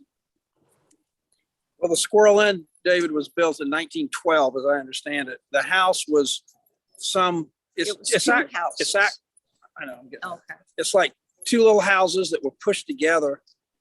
When I bought it in like 1978, I was told that it was, a guy appraised it and he said, you really should tear it down. It's horrible. I said, well, no, we're not tearing it down. He said it's two houses that were pushed together sometime during the war to make barracks or something. I'm not sure, but that's the only thing I know about it. And it's a cute little cottage, and we're trying to do the best we can to preserve it. If it was built in the early 1900s, those metal casement windows are probably not the original windows. They are and it not. Probably had double hung windows to start with. Yeah, they are not the original windows. And there's a variety of ages of windows in there. And we just are trying to do the best to have it look the same and be a good, clean, well-maintained window, you know. So Did this used to be a duplex? it is currently a duplex. And as soon as we get finished on the side we're on that caught fire, the tenant in the other part is moving, and we're going to incorporate it into this, and it will go back to a single family. And we'll But it have looks to come back familiar. to you. Yeah. And we'll have to come back to you for those windows, I'm And we sure. and we are thinking of living there as we downsize. But we're not quite there yet. But we're not thinking quite about there. it. but we're- I don't know, because Tim would be in my backyard then. I gotta Oh, think that about might be trouble then. I'm already in your backyard. So Well, I loved living there on the other side. So Candace, help me one more time here. Becca's cut up, I guess it's window 10 and 11 now. And number 11 is kind of more of a picture window. And what were y'all planning to put back there? All right, 10 and 11. The little window is the bathroom. That's a small bathroom that adjoins the other bigger window is a bedroom. Now, we can't replicate that window number 11. It will all have to come down and be, 6 and 6. It'll be a fixed window, but it won't have that one pane that's solid, if you follow what I'm saying. So that will be one picture window divided into 6 over Correct. 6. That's correct. It won't look identical to this because we can't find a window that does the one without the mullions. Yeah. Yep. I'd like to get back to my original point that maybe we shouldn't be trying to replicate the appearance of these windows and go back to a probable 6 over 6 double hung window that was probably the original form of those windows. Okay. Yeah, I'm just trying to understand what they wanted to do, David. I'm not suggesting what they should be doing. I'm just trying they're asking for. Yeah, we spent, or Candy did, I can't take credit for this, but Candy spent a long time with a company called New South Windows. And they walked through and looked at everything and every detail. And this is what they recommend. And again, they are not the cheapest guys in town. We didn't go with those guys. These are very expensive, what we're trying to put back, and we want to do it the right way. I agree with David, trying to get it to what it used to be before it got all conglomerated. Well, I think that's really what we're trying to do. The only thing we want to do is there are 2 big picture windows that we would like to put those picture windows back in place to look about what they look like now. They'll be the same size. They'll have the same divisions. And we don't want to convert those to windows that go up and down or anything like that. We just want a nice fixed. Yeah. We also would need to order our windows, because I got a feeling it's going to be many, many months before we ever see windows. So Well, That's another. That's another- a It's just a consideration. factor in everything right now, as y'all all know, so. And Candace, can you tell us which two are the picture windows you want to keep? Yeah, well, there's a small picture window, that's a window 1, and that's in a little kind of entry for your living room. And that Right. will be a fixed window. And then if y'all could move, or we'll move it up. That's the one on number 11. We want to keep that as the picture window. And I don't see a picture. Oh, here it is. Wait, go back to, it's not labeled, but it's the slide before window 1. If you will look at the side of the house, there's the one window that's in the bedroom, and then if you'll look to the left of the AC unit, there's a picture window there that will be in our living room. And the porch is right beside it. Can you identify it? It isn't labeled. Yes, I can see that. It's one of them. Okay.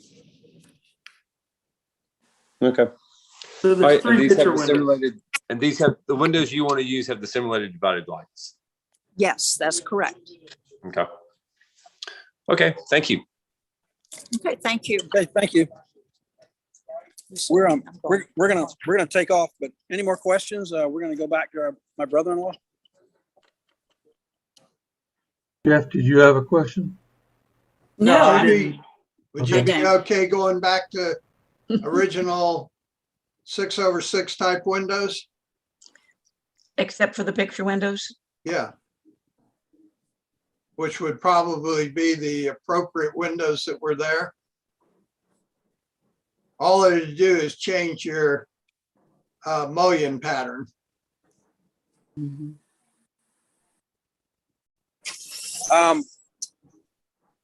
David, I don't know. Candy left me and went back to her brother-in-law who drove in from Arizona, who's leaving tomorrow. So I will know the answer to that question.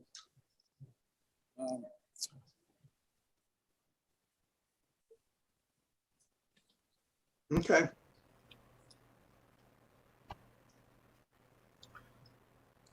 Well, Do you we would have a probably need motion? a confirmation from her if she's all right with that, I would think. All right, I'm gonna have to walk back in the restaurant. I'm sorry, guys. This is just kind of a horrible time to do this, but we got to do it. Hang on a second. Yeah, we feel sorry for you eating. Well, we're not eating. Yeah, we're hungry too. Bring us some food.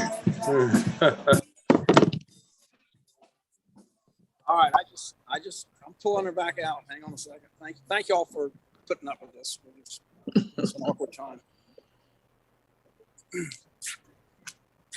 They had a question, Candy, about the windows. I'm sorry. Okay, yes. What's She's the back. question? She's back. I'm sorry. What is the question? Would you be just as happy to go back to all the windows except the picture window being 6/6 double hung, which was probably what was originally there? So the only thing that would be different would be the grid pattern. Okay, why would the grid pattern be different? Because it'd be 6/6 rather than this attempt to replicate the casement window. I don't think they were 6/6. I think they were 4/4 originally. Yeah, I would say that maybe 4/4, even 2/2. Yeah, 4/4 is going to be 6/6 would be a lot. They're small windows. Yeah, they weren't ever 6/6. Okay, how about 2/2s? 2/2.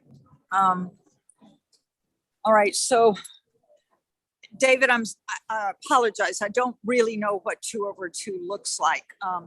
But if you'll look at the, what is this one labeled? Windows 8 and 9, they are, in my mind, 4/4. And I think that's how the windows originally looked. There's a small window in window 10, and that really doesn't show proportionally. It's really much smaller than window 10 and it's a little window that is, I don't know what you call that, but it's just 6 panes in it, but it opens. So I don't know what that If you There's a look at 2/2. window number 1, Yeah, it's a 2 over There's a 2. 2 over 2. Yep, Sorry, Nancy Jean, we were trying to say the same thing. we're on the same page. Wait a minute. Oh, you're looking at, we're not even replacing that window yet. No. That's in the second portion. I was just saying that that's what a That's an 2 over 2 example. That's window what a 2 Yeah. over 2 looks Example like. of- That's a 2 over 2. Well, it might be that we could do that, but I don't know that the window company has that. I've worked Oh, with they them. do. Oh, yeah. Oh, yeah. Okay. That's simple stuff for them. That's simple for them. Okay. You can I look on that personally sheet. think I wonder- that's a narrower window than what we're dealing with, and I really prefer the 4 over 4. That is a much narrower window than these other ones. Yeah. Might be well just to give you the option of going to a 202 if you wished. That would be fine, and we can explore that. You know, I don't have a problem with exploring that. We want to put nice, consistent windows that will not detract from the house. That 4 over 4 window as a double hung window will not look anywhere near like that 4 over 4 casement window.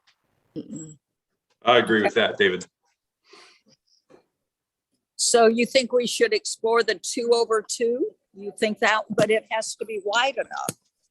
And we want to, you know, we've got some other things that we'll come back for, but we've got to change the shutters to more original looking shutters and that kind of thing. So the 2 over 2 will fit appropriately in virtually all those openings except the ones that are picture windows. okay, all right. Yeah. Candace, I've got 2 over 2 on all mine at my house. And, they're great. Okay. But I'm good with that. As long as we can get the window company to make those, I'm fine with that. they shouldn't have any problem with that. And that's why we have not placed, we paid for our order, but we have not placed it until you approve it. So. Okay. Well, I need a motion. But we haven't talked about the 2 doors she wants to replace. Oh, okay. Kenny, can you tell us about the 2 doors, what you plan Yeah, on, what they're made out of?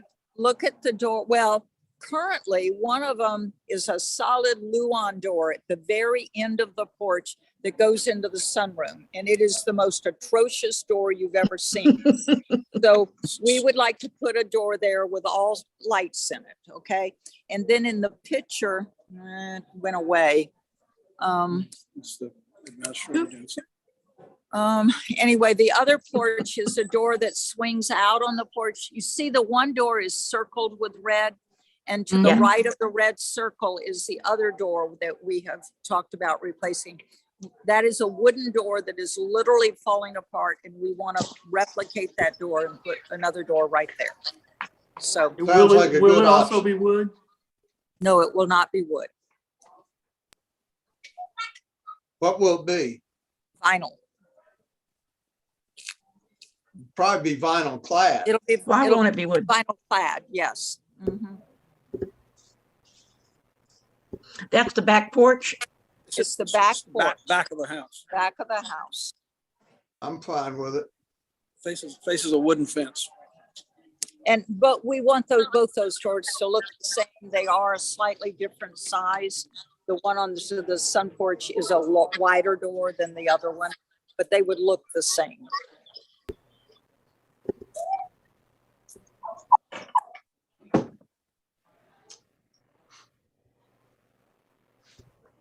Okay, I move that we approve the request for using 2 over 2 windows if they can get them, which they probably can, and the replacement of the 2 doors with similar looking doors. Second. You want to give them the option of 4 over 4? Sure, yeah, we did say that with the option of 4 over 4. I don't think it's going to look good. I don't either. Well, we want it to look good. We want it to look good. We want it to look good. Yeah. Well, the 4 over 4, that rectangular, I think they know that more than we rectangular do. paint Well, they do doesn't look know right. more about this than we do. We will be very Yeah. happy with We're happy to explore the 2 over 2 and try to make that work. Yeah. I think you'll be happier. Yeah. Okay. Thank you for the suggestion. That would be good. And y'all, are we saying that the picture windows will or will not have grids? They'll have They grids. will have grids. They will They'll have have grids. grids. All right, just making sure.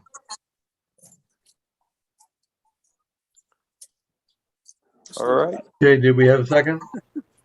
We did, I David seconded. second.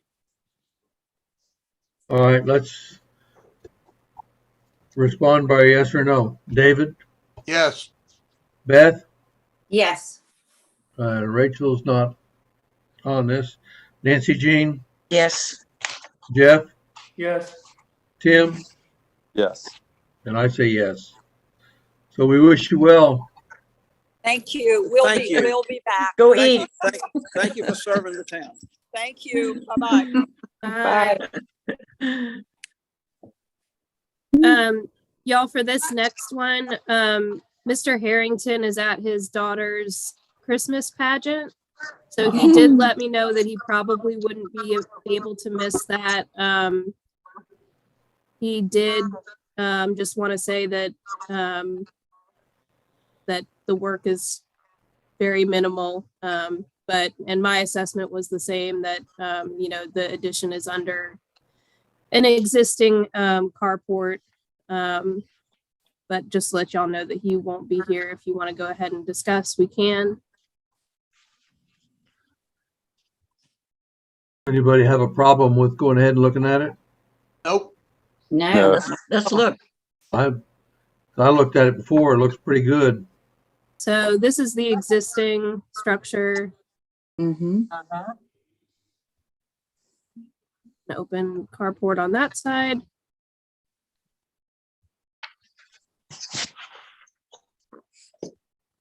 So that's really it. And I'll go back to the plan here so y'all can take a look at that. So it's a toilet addition, little closet, water closet. And that is it, with materials to match. Match the existing. Yes. Mm-hmm. It looks Is it fine to visible me. from the road?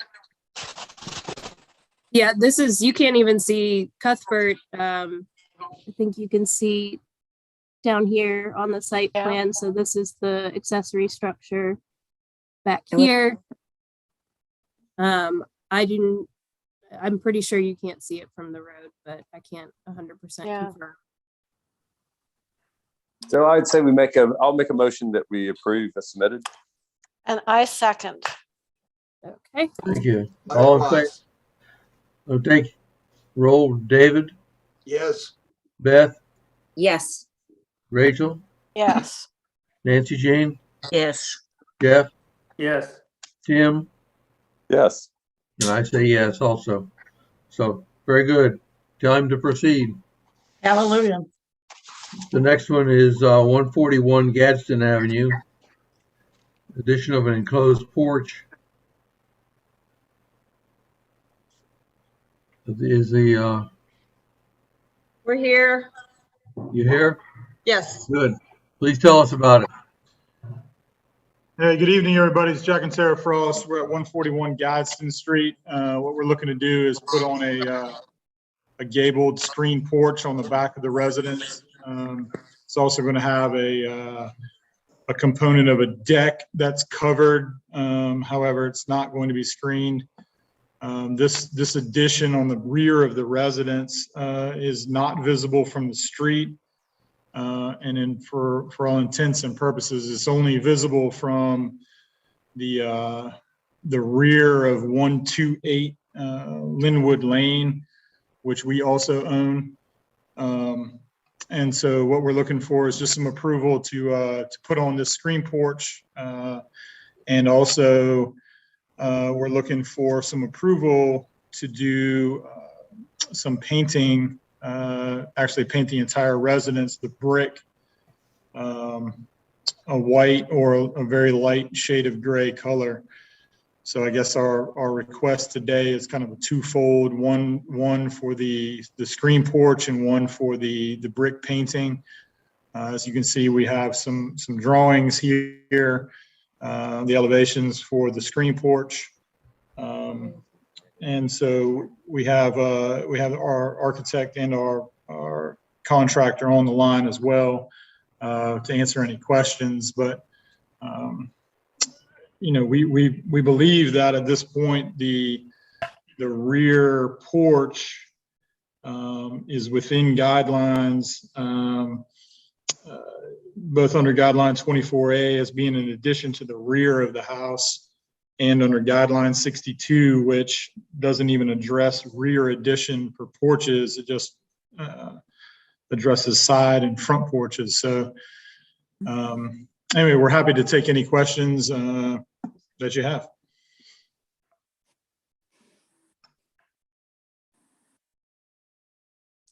Can we see a picture of the original house again? So this is the rear. Did you want to see other elevations? Yeah, if they're painting the whole house, can we see the street view too? Other painted houses. Those are the other painted houses, yeah. Actually, we might, Jack, I don't know if we have a front facing picture of the house. Yeah, Becca, we sent you over a picture from the street view and also one incorporating the detached garage. Well, I can pull up the street view. Okay.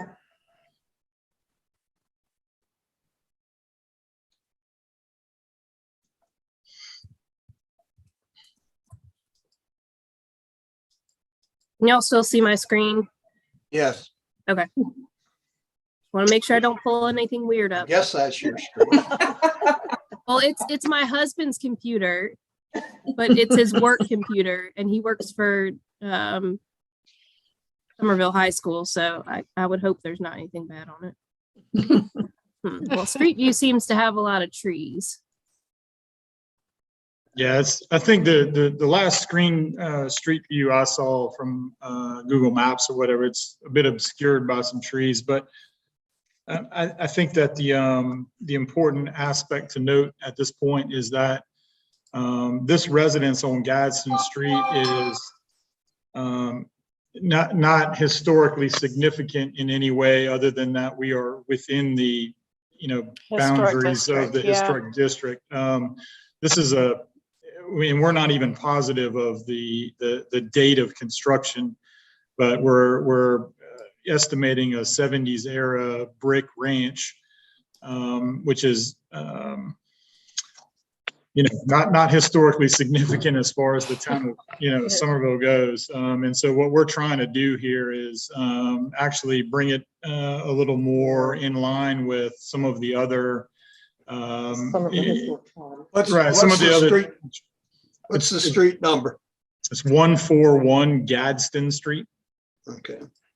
And there are other painted masonry homes, ranch and otherwise within our block that just have much more of a southern Somerville historic look to it than the yellow brown brick that we have. So.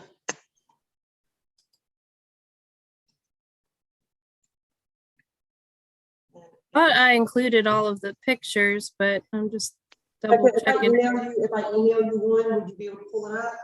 Yeah, that would work. All right, let me see what I can find. Google doesn't show a good front picture. Yeah, it's got it at an angle. Yeah. There's also probably a lot of shrubbery in the front there. Yep. So I mean that's pretty accurate to the way it still is. So I mean, that's pretty typical. Pretty typical of the houses on Gadsden. Yes, sir. This might be it. I just wanted to see it in context, and based on what I do see. Here we go. Yeah, there you go. It would probably bring it more in matching the. Yeah. Oh, yeah. Yeah, if you look at this picture that you have up now, Becca, on the left-hand side is a detached garage that's all white. Right. I don't know when that was constructed either, but we kind of feel like if we can, change the color of this masonry, there you go. It's actually going to be more in line with the other structure on the property and, across the street, next door, so forth, to make it a little more. So what color are you looking to paint it?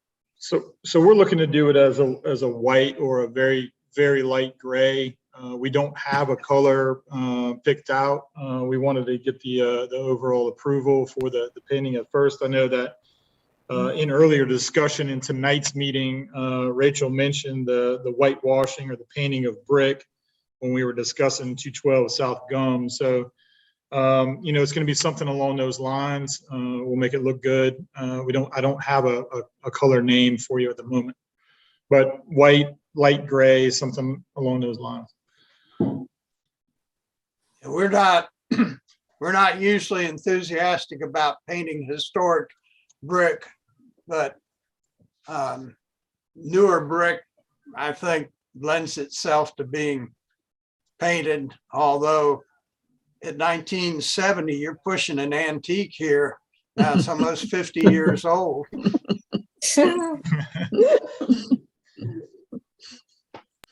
But I would be okay with painting once we saw the color scheme. Mm-hmm. Okay. So we And get that'd the be fine. color, I mean, Actually, I'm the color sorry. of the brick and the trim. Certainly. So if we can kind of get an initial approval on, yes, y'all are good with us painting it, then we'll certainly get you over a specific color and what the trim would look like and go from there. That'd be fine with us. Becca, can't you do the painting? Yes, I can't approve painting brick, but I can approve the color. So yes. Yeah. Okay. Well, This is Tim. I thought the addition on the back looked good, and I'm okay with the painting as well. I second. If that's a move. Is that a motion? Sure, I'll make a motion that we approve the addition as submitted and the painting of the brick. And I second. Great. David, that'll take you as a yes. Beth? Yes. Rachel? Yep. Nancy Jean? Yes. Jeff? Tim? Yes. And mine is yes also. So we wish you well. Thank you very much. Thank you so much. Thank y'all for your time. Enjoy the rest of your week. Take care. Thanks, guys. Good Thank luck. you. Next one is 400 South Gum.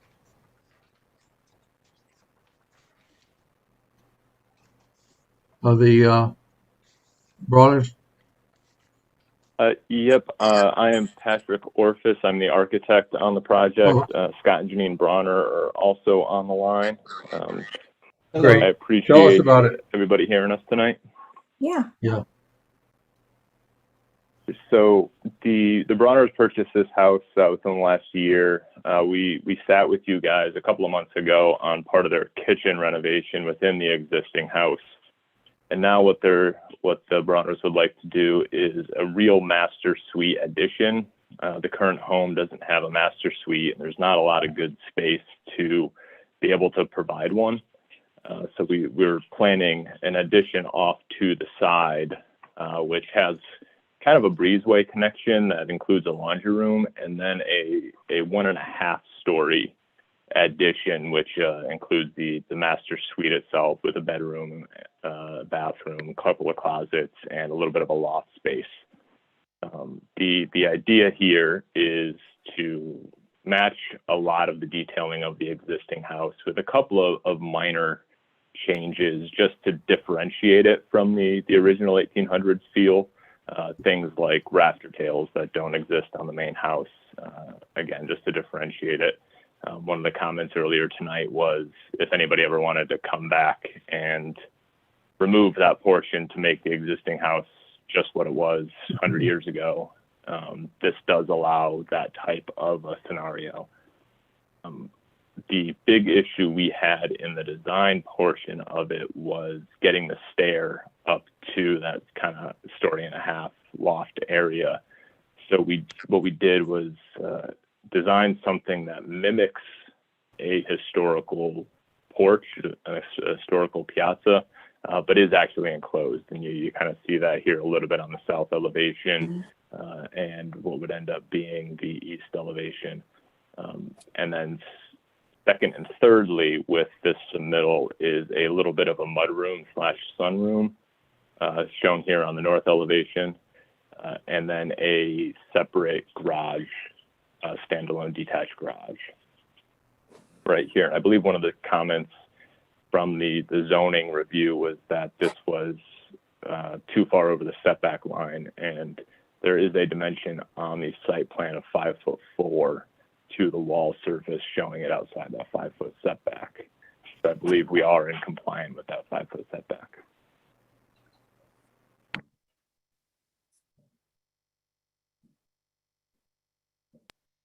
Questions? I think it's a very nice looking design.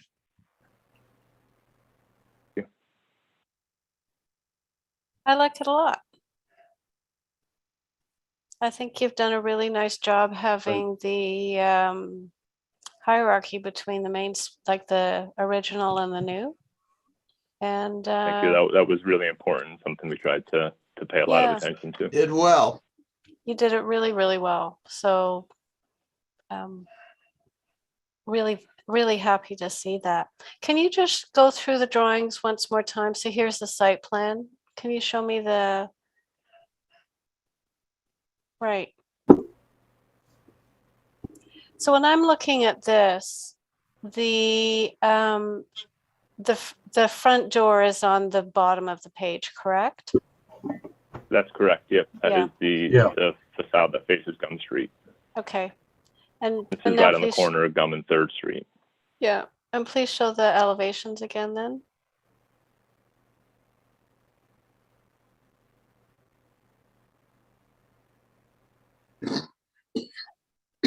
Excuse me.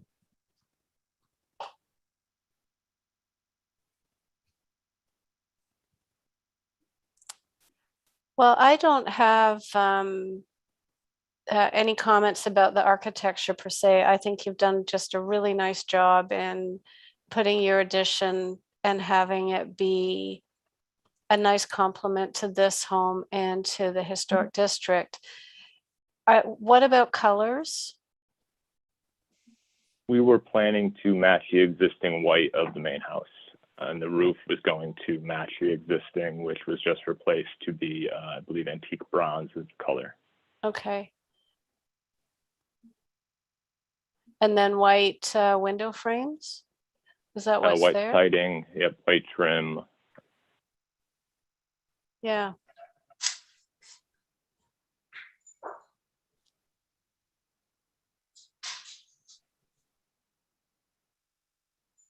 It blends nicely.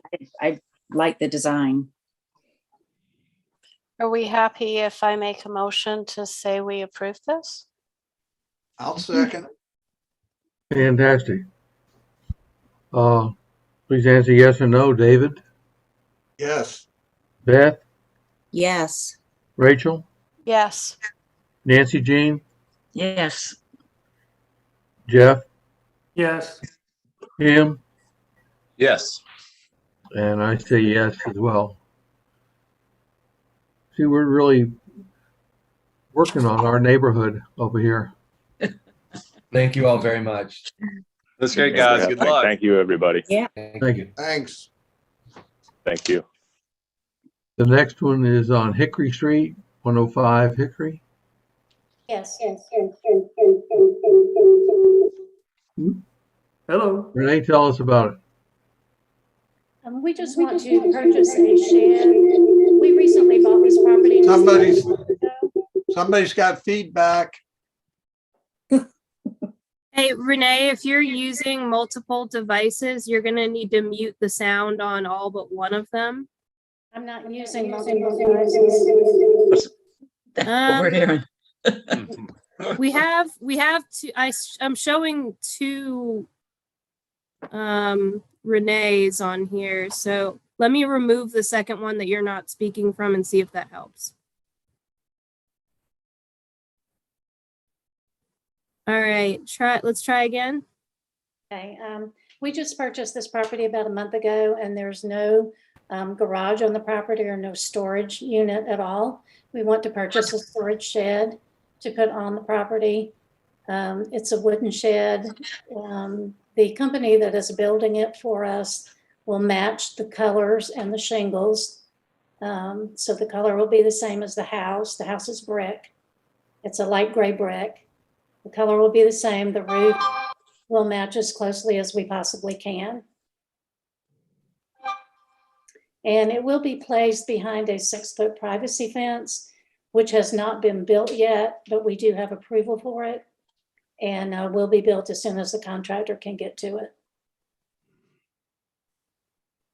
Can you please tell me your address? 105 South Hickory Street.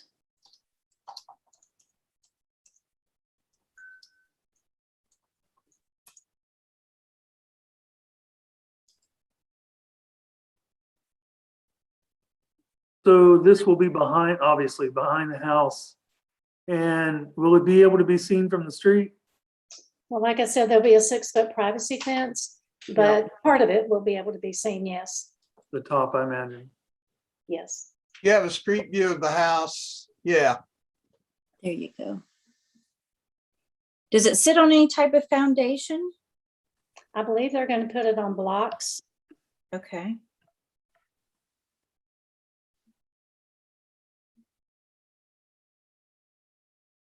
I'm happy with it. And does it Really have windows? easily removed.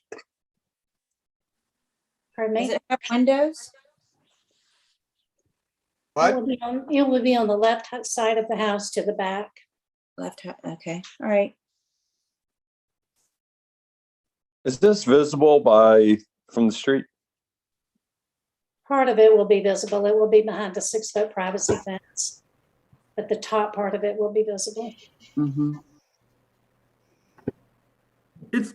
It's going to be kind of hard to see this from the street. I mean, if you've driven by this house, it's a lot of trees and a lot of foliage back behind that driveway and on both sides. Yes. That's true. A lot of attention's been given to that house recently. Yeah, a lot of work's been done to it. Yeah. It looks nice. Yes, yes. Beautiful. Can you show me again the site plan so I can see where it is? Thank you, Rachel.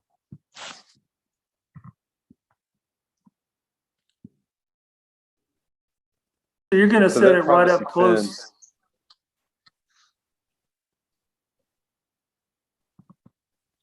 And that privacy fence connects to the house. That's what's in red, right? Privacy fence. Yes. Gotcha. Okay. Okay.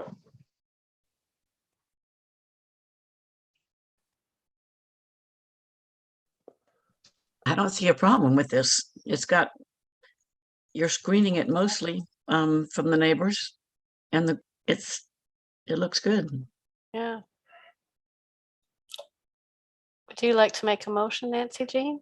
Sure, I will make a motion. We approve the plan. I'll second. Second. All right, please answer for me. David, Yes. Beth, Yes. Rachel, Yeah. Nancy Jean, Yes. Jeff, Yes. Tim, Yes. and I say yes. So, wish you well. Mm-hmm. Thank you. And our last one is on Linwood Lane, 136 Linwood Lane.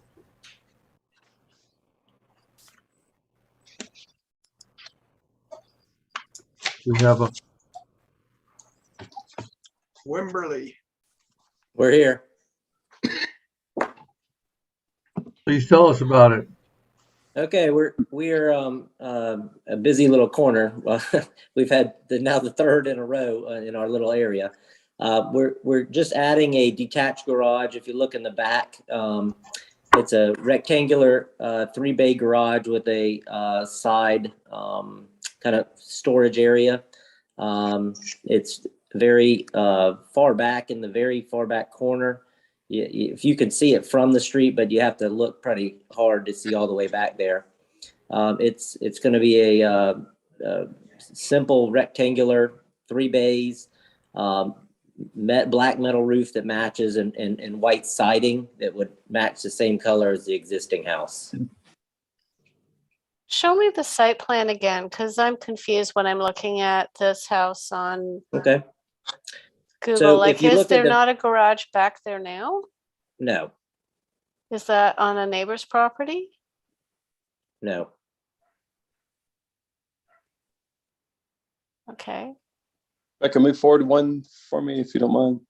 Okay. Yeah. So if you look there, you can see at the very bottom, that's Linwood, and on the far right, you can see our driveway that goes all the way back to the back corner. So this would be just in front of 145 Gadsden Street. So this would be right where the Sheldons are building. The our Sheldons, garage the back Sheldons up. are behind us, and their lot goes to Gadsden. This was all one property at one point when the Lukes owned it, and it was a driveway that went all the way to Gadsden. And Chris, so from the street, we're seeing the garage door elevations, correct? You would, yes, but it's fairly far back. It's a 3/4 acre Sure. lot, and it's the very back corner. Right. Yes, understand. Just trying to get the orientation correct. Yeah. If there should be some photos you can see from the street. Just pictures that we sent in. Yeah. No, hold on. Yep, keep going. On your front elevation, Okay. Well, there you go. That's kind of from the front, but So basically in the would middle be of the yard. The where far the back, trampoline see where that trampoline is? Yep, Mhm. there you go. See the car? Right back behind there, there's currently a dirt pile. And behind the trampoline, it goes to the that back corner. Between that live oak and the corner of the property. can you So put the- up the front elevation again?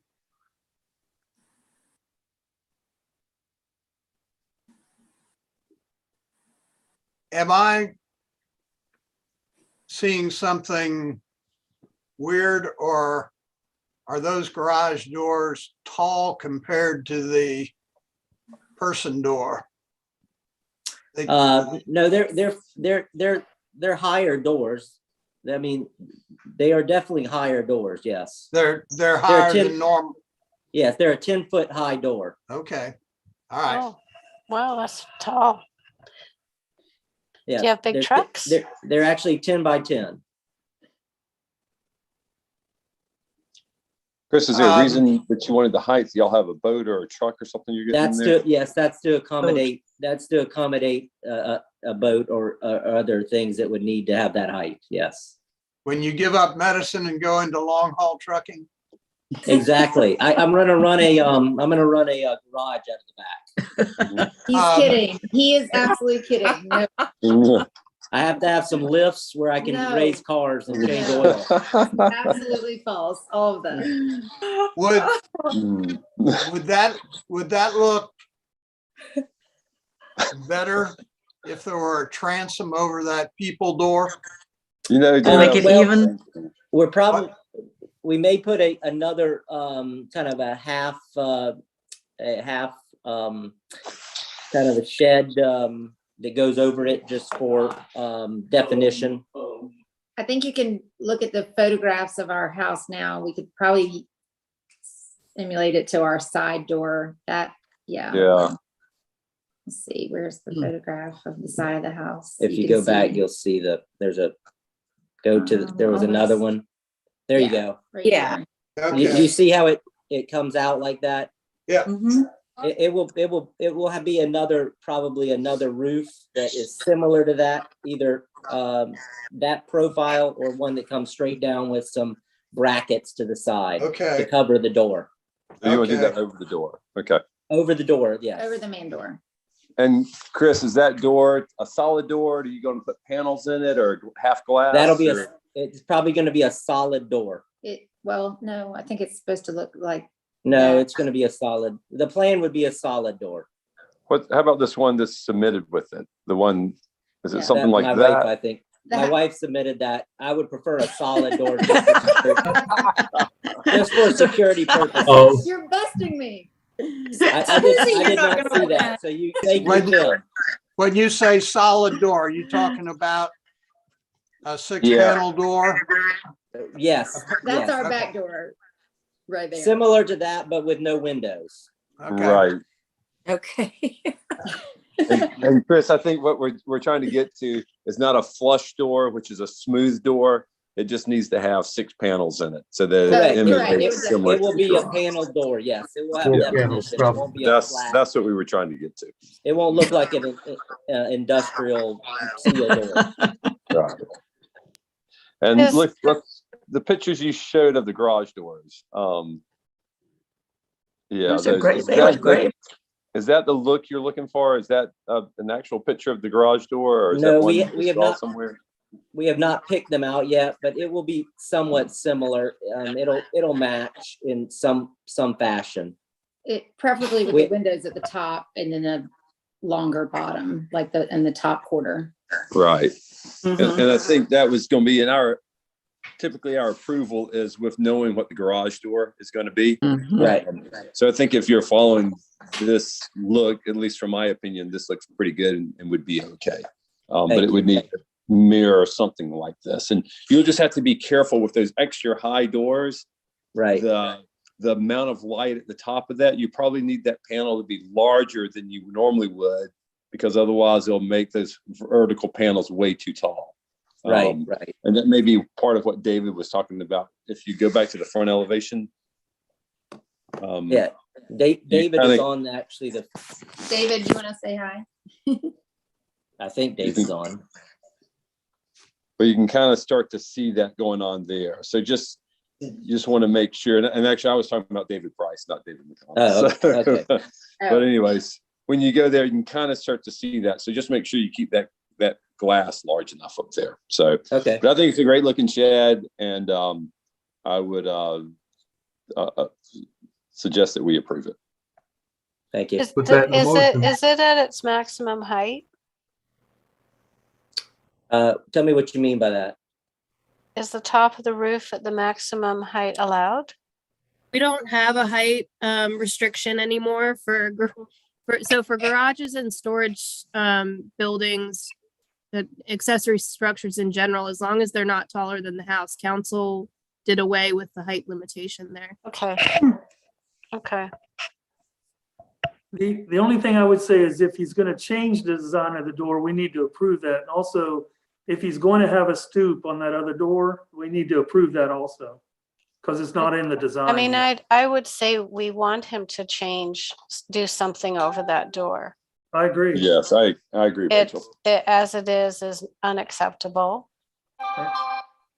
And the trim over the garage doors, the picture that you were showing, the example, had a lot of heavy trim on it. Mm-hmm. I didn't know if you were planning on doing that. Show me the picture you were referring to. This picture With you a all sample. sent. I There. don't have it in front of me. See the heavy trim? It will have some definition. We're not 100% on that particular. That's just an example. We like that, but we haven't quoted them yet. We just want to get your approval before we probably need to approve that. Right. And I think looking at these doors versus the doors on the elevation, you might have to put an extra row of windows or have 3 vertical panes in the top of the door to balance, recover some of the proportion. But there's no way these doors are ever going to look proportionally like the doors on the front of your elevation. Because these are a fairly square opening, and the ones that you've drawn are more vertical. He says they're 10 by 10. 10 by 10. It's a square. It is a square? Yes. Well, It needs just to a have more larger square balance there. at the top. Yeah, it's a 10 by 10 square instead of an 8 by 8 square, probably. So.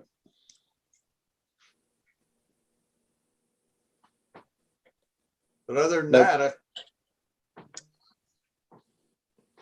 So they can start as long as we get an actual door and whatever's going to go above it and the actual trim on the garage doors. yeah, what about the two windows on the side? They're just simple windows. I don't even know. Let's see. They'll be paned. They won't be a single pane. They'll have mullions in them. They'll probably be 6. They'll match our house, 6/6. We need to see that too, right?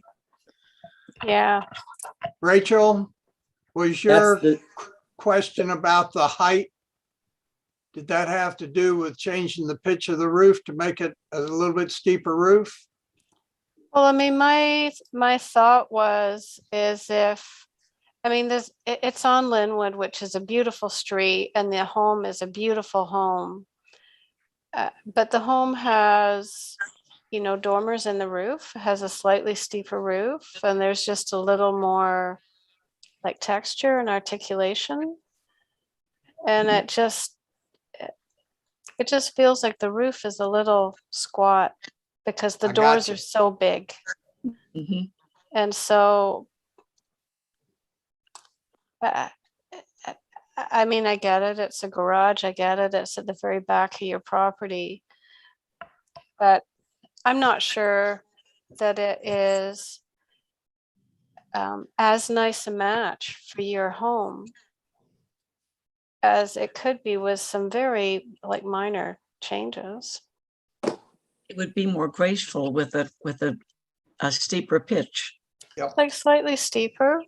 And maybe there's a little dormer over each garage door that is similar to the ones on your home, so that it just feels cohesive. It feels like it's, We don't want to replicate a house. No, of course you We're don't. just trying to build a garage, and Got it. and putting a lot of details Got into it. a roof line is not probably the good idea for us. All right. Becca, can you let David McConnell in the meeting? He's trying to speak. He's our builder and he's. I think you have to let him in. He's phoned in.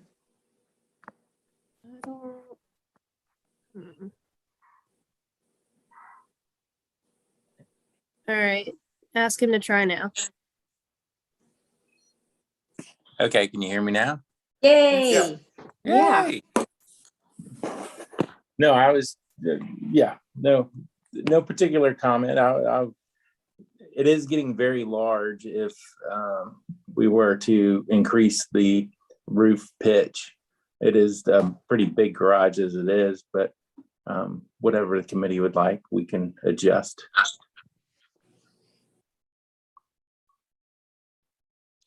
We're concerned if you make the roof bigger, Devil's advocate for a it's going to second. be even more imposing. Yeah, and Rachel, I guess that was going to be my thing. Or it is a beautiful house and it has a beautiful roof line. Is it maybe better that the garage is a little more simple? And it's kind of a question back to you. I don't have a strong enough opinion. Is there a It's picture fine. of the front of the house? I kind of feel like it's kind of way back in that back corner, and it's almost better that it's kind of blends in and goes away back there rather than being too imposing. Yeah. If it was attached to the house, I would feel differently. If we were attaching this to the house, and I do feel like the door that just the entry door does need some kind of dressing up. yes, I completely agree with that point. Whether it's a little stoop over the top of it with corbels or, something. Something. David, Yeah. David, you're always good at coming up with something, a good design on that. Which David are you talking about? David Price. Okay. Well, Well, they were talking about matching it to the back of the house, and that would probably look good. Yeah, mimicking that side, the side Right. entrance. Yeah, Right. yeah. I think something Yeah. like that would be great. Can It you would take actually us help back to bring that, Becca? the size down. Yep, there. It's Yeah, simple, but it adds to it. Yeah, Yep. and it doesn't have to be that long. Yeah. Doesn't have Yeah. to be that long. I agree. Actually, that's too long. It needs Yeah. to be just a couple of feet deep. Mm-hmm. You're right, Tim. Keep it simple. Yep, Could even be a shed roof. it could be. Mhm. I agree. Could I speak a second? Please. Sure. Yeah, we're happy to say we're going to be the backside of this garage on 145 Linwood. This is Bill Sheldon speaking. We're very happy with. We would rather not have too high a roof because it'll much shade for the plants I'm trying to grow, and it would block some of the beauty of the foliage. And so we're happy with the design and wish the Wimberleys the happiness with it. Thank you very much. All right, guys. So let me go ahead and make a motion then that we would approve as submitted with the addition of a corbelled roof over the front entrance door. And I guess you guys want them to come back with that portion of it for final approval, or do we need it, or is that okay? Just the way I think we it needs to come back. All right, so just for that, though, everything else could proceed on? Well, I think we talked about the detail on the garage, didn't we? The trim. Yep. Yes. And the glass of size on the doors. Well, they're going to have six panel door, I think. Oh, the glass on the top of the doors. That's right. Yeah. So I guess in that case, How what you about the guys would window? need to do is just bring us back those three little details. The door, your actual door selection, whatever you're going to use, showing that glass, and then have David sketch up a little stoop over the door. And then the detail over the top of the garage doors, like the picture you showed, or something similar to the picture you showed. Right. So the deadline for the next meeting is this Friday. It's the January 4th meeting. The latest I can accept documents, you have to officially submit by Friday. The latest I can accept documents would be Tuesday. That is what is Tuesday? Next Tuesday is, let's see if 14th, 13th or 14th. 14th. 14th. So that's the latest I could accept documents, and you would just have to make another submittal and citizen serve officially by Friday. Oh, we also need to see what the windows are going to look like. They will, Don't we? they'll, you mean the garage? Yeah, the garage details? windows. Not the side, but the garage. Weren't there windows on the side of the garage? There were, yeah. Not the doors. Correct. The Windows left on the side side. elevation. They'll be 6/6 to match our house. But are they the same size windows as your home? I don't know the dimensions. It doesn't look like they're the same size. They look square Square. instead of tall. Mm-hmm. So we just need to see those windows, a real sample. Just something drawn to scale, Nancy Jean, is that what you're talking about? Yeah, and if are they going to have mullions? I mean, we have to know whether that's going to be in there or not. It's worse than finishing your charts, isn't it? Yeah. I just have to say it'll look nice when I'm done. So.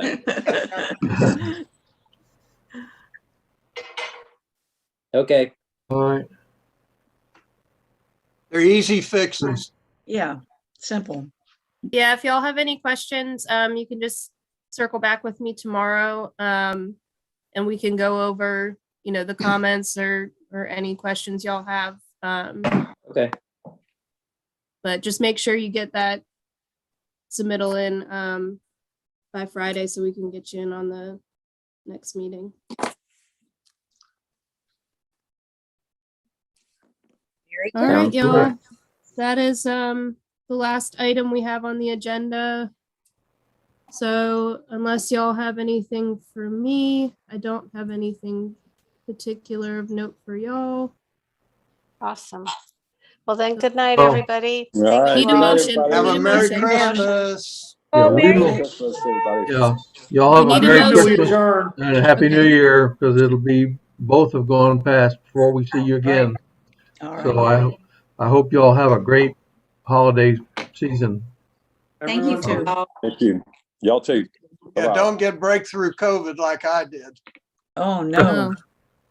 You've had COVID? Yep. Oh, I'm sorry.